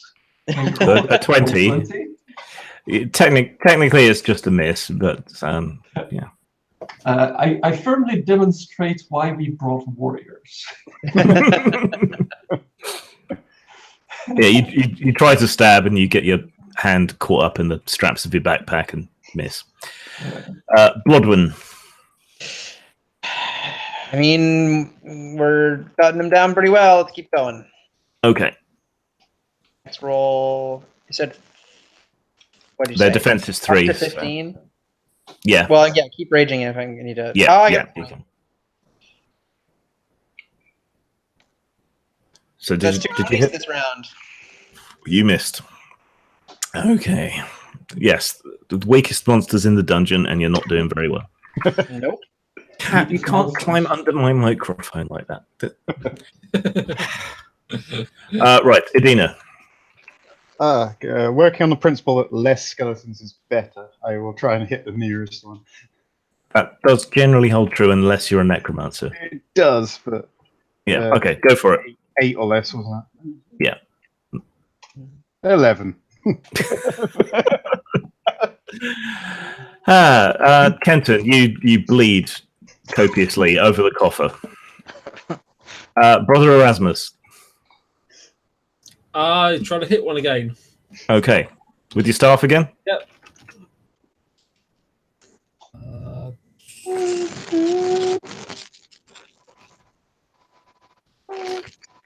7. I've hit. Yay! How much damage? Staff D6. That's to bypass armor. The damage is a set number after that. Oh, 3 damage. +1 because it's a blunt weapon against skeletons. So that's enough to destroy another one. Yeah. You drive the end of your staff into its skull and shatter it. And they both attack you. What's your defense? Me, I have a physical defense of 6. So 3 on each? Yeah, okay. Okay. And with your staff, you ward off their blows as they try to stab you. Right. Good Sir Knight.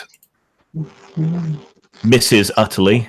Swings forward with his sword over the top of their head and bounces his sword off the wall, vibrating and numbing his hand. Num, num, num, num, num. Alder. Yeah, I'll try to use the sharp end of the sword this time. Okay. Are you sure? The blunt end will do extra damage. Of course, it starts with less damage, but yeah. And I roll a 6. That A hit for might you? actually do something. You needed 8 or under, didn't you, I think? Yes. Okay, so you hit. And damage on that? 3d6. That's armor bypass. I don't think they have any. Yeah, 1. They don't have any armor that you need to worry about, so I just need the damage value. 1 on the For a sword. D6. No, you don't roll. It's the set number after the dice. Set number. My bad. Where is it? Short sword would be 3 damage. 3 damage. Okay. Right. Your blade cleaves into its shield and knocks off the lower half of its arm, but it's still there. Basically, I go, help! Blodwyn? Yeah, well, I know I can smash these things right away, so I don't need to finish that one off. Let's get the other one. Okay. If I can. 1. Hey! Crit. Yep. Okay, so you drag the tip of your sword along the flagstones and up and swing through the skeleton from underneath, cleaving it into 2 briefly neat halves until they shatter into pieces. So I smashed its pelvis after all. Yeah. Kenton bleeds more. Erasmus, there is 1 skeleton left for you to finish off. Okay, I will attempt to finish it off. Okay. I will Shut up, cat. roll another 7. I've hit it. You hit it. Yes. And that's enough to finish it. So, yeah. You smash it into pieces with your staff and continue smashing the pieces. Don't do it again. I'll immediately follow this up by sprinting to a bleeding body and shoving some magic. He's past saving with any regular magic. Oh, okay. But you do have the key to the chest. That's what's important. Well, that's convenient. I'm going to let him out because he keeps meowing. Okay, back in a sec.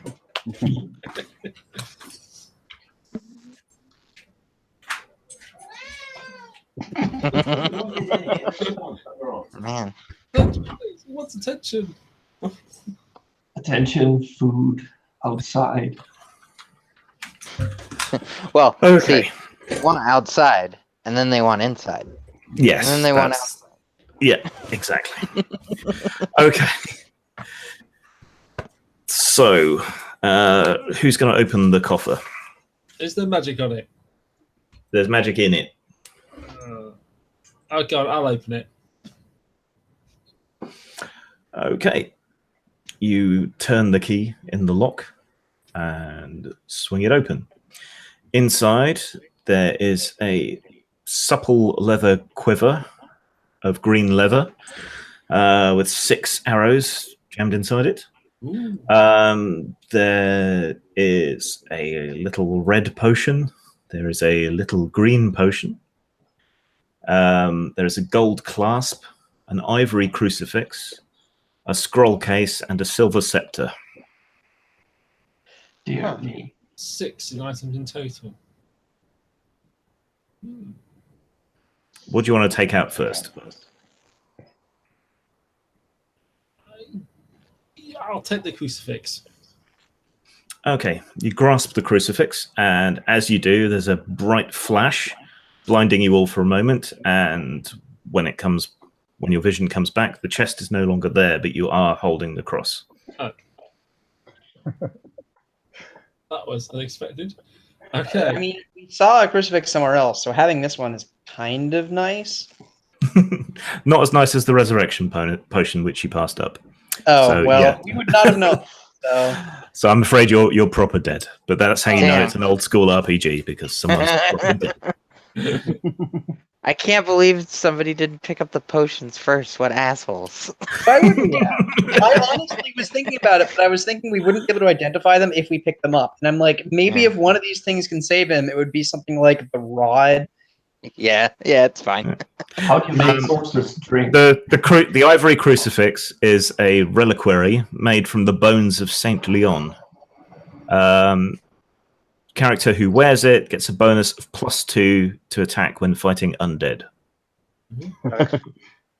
And they're immune to undead fright effects. You just know because you've probably written some calligraphic script about this kind of thing. I shall put it on. Okay. You feel filled with righteousness and courage. So all that's left is the Spectre and the King's Hall. If only we had an item that helps us fight undead. If only. Yeah. I was thinking.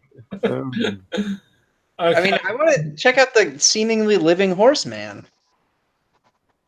Okay, so you head back there, back down. The spectre is still waiting. I wave.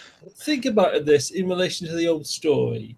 So there was the King Valerian who fought Morgeth, and it said the king would come back. And we have a sleeping king and sleeping horse, who presumably is waiting the time to come back. And we have a coffin. Was it being Coffer. Right, okay. Being guarded by a wraith that looks like his enemies. Yep. Also, there's a bunch of swords standing on their tips magically along the Yeah. edge. Also, we read on the door that this king is supposed to be king again, which is not a great sign. Is it not? Why is it not? It means, I mean, I guess we kind of already can tell, but it seems like it means that he's not dead. Why is that? He's either dead or he's going to be an undead king. There are two possibilities. One, he's a sleeping hero, like in the old stories, who will return in our country's darkest hour to save us. Or he's a lich. Now, I was rather hoping it would be the first option.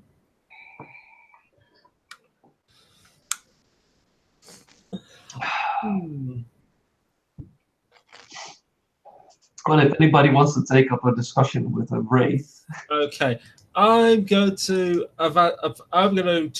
face off against the wraith. Yep. I'm going to brandish my holy symbol. Is that a crucifix in this religion or something else? Yes, it's a crucifix. Okay, and I'm going to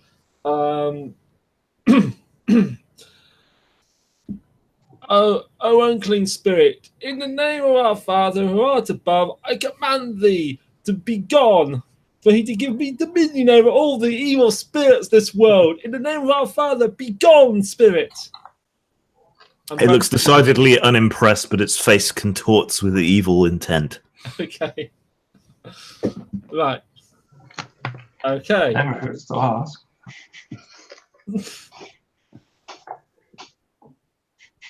Well, it's either this or it looks at the convenient swords.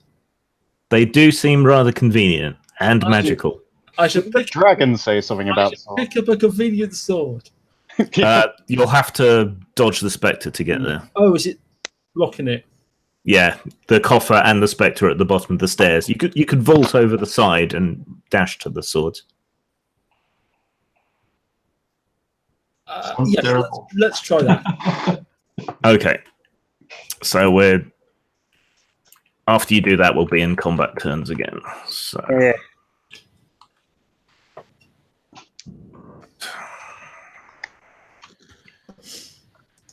Just remember, okay. this was all worth it. You only have to split the treasure 6 ways now. Right. So, Brother Erasmus vaults over the side and sprints towards the light, grabbing one of the swords. Yeah, it's definitely magical. You can feel its power surging through you. And it seems more like the sword has chosen you than you've chosen the sword.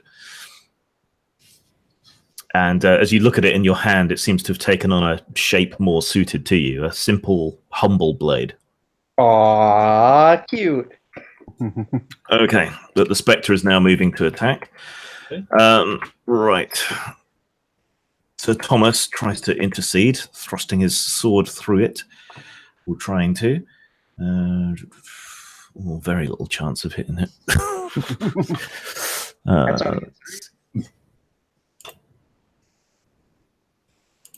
That's another marker of a good old Star game.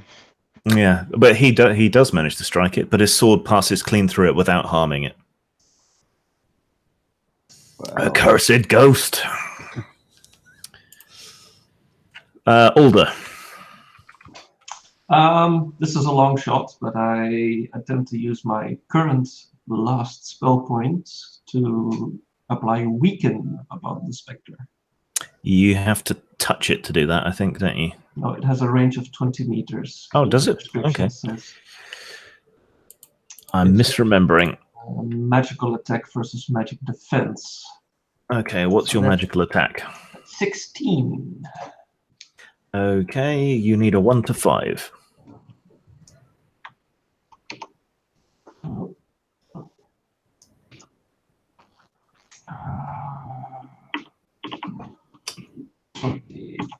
A 3. 3. Hey. Okay, it loses 2 attack And reduces damage dealt by 1. yes. So that should help. I helped. I'm helping. Okay. Yeah, you surprise yourself with the efficacy of your magic. Blodwin. What did I gain any clues from Thomas trying to hit this thing that it's not easy? Yeah, it does. It seems to be immune to normal attacks, but magic did affect it. Okay, I suppose I'll also try to grab one of these swords if possible. Okay, so you dive over the side, run up, grab one of the swords. As your hand closes around the handle, it seems to change and shift, becoming a great two-handed sword in the style of your people. Who's the other guy who grabbed one? Brother Erasmus. Okay, I point to Brother Erasmus, look at his little sword and laugh. Right, Lady Adina. She's such a lady. I love it. Question. Is the Silent Warrior spell a spell, or is it a physical attack? Spell. Because, Do you want I to think you cast cut it? off there, Grim. But Yeah, it's a spell. Yeah. yeah, so it'll be a magical attack.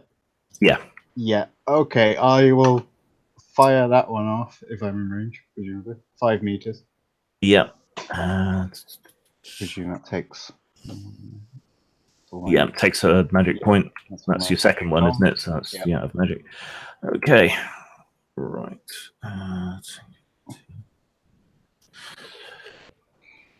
One sec. Okay.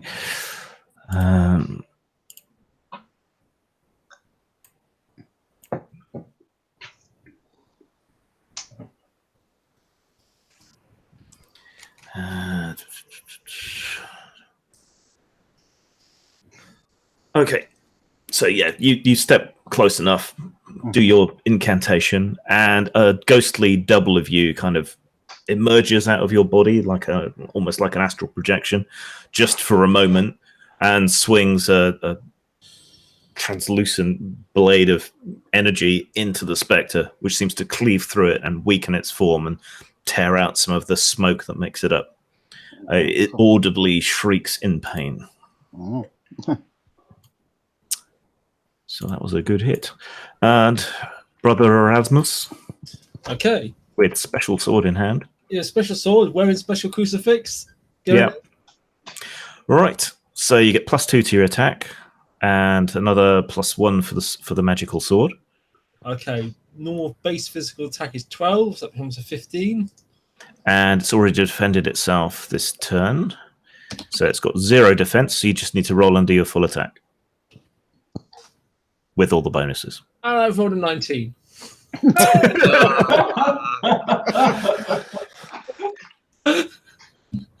Okay. So a touch of overconfidence. It twists and whips around and swirls around your attack and zooms in to attack you itself. What's your defense? It is 6. Physical defense? Physical defense, yeah. 6. Okay, let's see what happens. The crucifix is helping. Yeah, it kind of recoils from the crucifix, not able to land a blow on you, and swirls back to where it was before, which is fortunate because that thing's tough as fuck. Pride is a sin, brother. So Thomas follows suit, rushing for the swords, and grabs one. Okay, Alder. Well, I'm actually pretty curious now what kind of weapon I'm going to get. So a dash would be in order. Yep. And grabbing. Okay, you grab one of the blades, and it shifts form. You've got a short sword, don't you? Yes. Okay, so it shifts form into a similar form to your short sword, but silvery and wrought with all kinds of occult symbols. Neat. Very neat. Blodwyn. This thing's cool. Let's charge it. Okay. So roar and charge with this magic sword. Gives you +1 to attack. Yeah. But its defense is 12, and it's putting it all against you. Aww. That will leave it vulnerable to everyone else there. So swings and Yeah, and roundabouts. so if it's not being affected by physical, it probably isn't. I'm probably not gonna be able to block it with my armor either, but I'm not sure about that. So until I'm proven otherwise, I guess I'll put rage into this. Okay. Which means so that's +2 to attack and +1 for the So I sword. have to roll. Is it 6 or under 6? It'll be under, so 6 or under. Okay. You got the 2. +1 for the sword as well, yeah? Oh, I forgot about that, but I still get a 2. Okay. No armor, because it's all made of the same stuff. And how much damage does that do? 6. 6. Okay, it's very faint now, almost faded away, but still raging. Its eyes are still glowing brighter and brighter. Lady Adina? Well, I'm all magicked out, so I guess I'll run for a sword. Okay. Yeah, it shifts when you grab onto the handle and forms into the shape of whatever your favored type of sword is. Probably a lady with a broad sword. Yeah, makes sense. Right, Brother Erasmus. Okay, I shall try again. Okay. Die, Fine. foul spirit. Hooray, solid hit. Yeah. Okay, that blow is enough to finish it off. It just dissipates back into the shadows. You feel like its presence is still there, but has been banished for now. Okay, I glance out nervously to make sure we can. I know what I try to do. I try to leave the room because I want to see if we can keep these things. You leave the room. You're still holding the sword. Yes. When you look back to where you've taken the swords from, the shadow you were casting in that moment remains where the sword was. Huh. You're still casting your own shadow, but there's a shape there representing you. Huh. Okay. All that's left is the casket. Oh, we don't have a designated victim to open it right now. Sir Thomas draws the short straw because this player's not here. So Is the magic on it?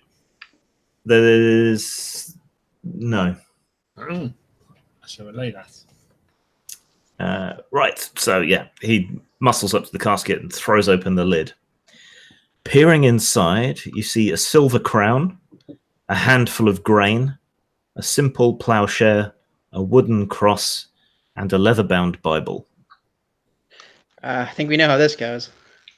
The top of the lid is inscribed, the treasures of the kingdom, the king, the land, the people, the faith, and the law. Lore, you say? Yeah, sorry, it wasn't a Bible book, it was a law book. So it's a wooden crucifix and the book of the law. You know, we might be smart to not take anything quite yet after the last one kind of blew up on us. Awfully tempted in that book, though. Can I please? Well, hang on, there's no magic on it, is there? There's no magic, so you should be able to take everything, no problem. Okay. If you want it all. just the book and the crown. Okay, I'm definitely going to keep my eye on the weird horseman still, because that's fishy as hell. He's still asleep. Eh. Okay, you seem to have plundered and discovered everything there is to find in here. And yet, I'm still gonna leave that bottle of cider for the king before if he doesn't Because he'll be thirsty when he wakes up. Yeah. You emerge eventually from the underworld, blinking into the light. And once you've got your vision back, you look back behind you, and it's not there. It's just a clearing in the forest. There's no hillock, no entrance, nothing.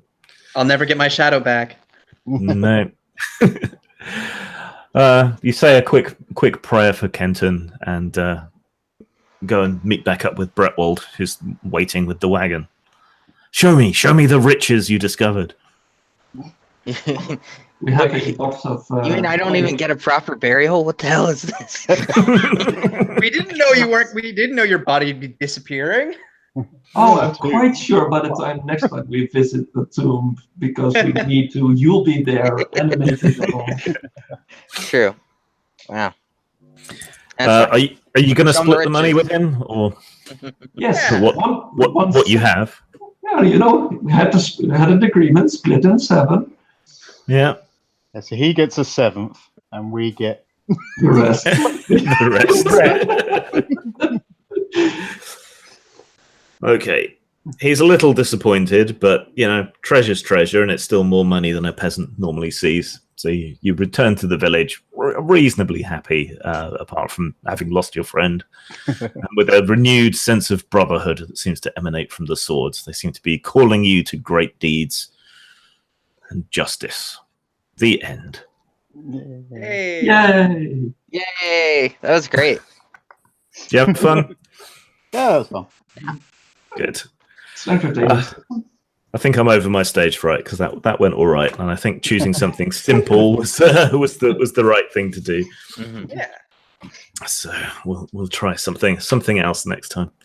Thank you all very much for tolerating my relative ineptitude at online games. Out of curiosity, though, how much damage did that fiery end of the wand do? It did a total of 20 points of damage on that roll. It could have done more, but like being hit by 4 skeletons.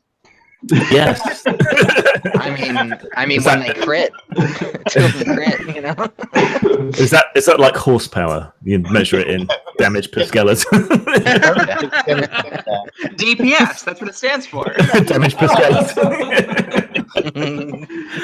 Okay, I'm going to end the stream, but we might hang out for a bit longer here. So thanks for watching, the handful of people who did, and I'll be looking to do more games at some point, maybe something more ongoing and campaign like. Bye. Bye-bye. Cheerio. Right there. Yeah.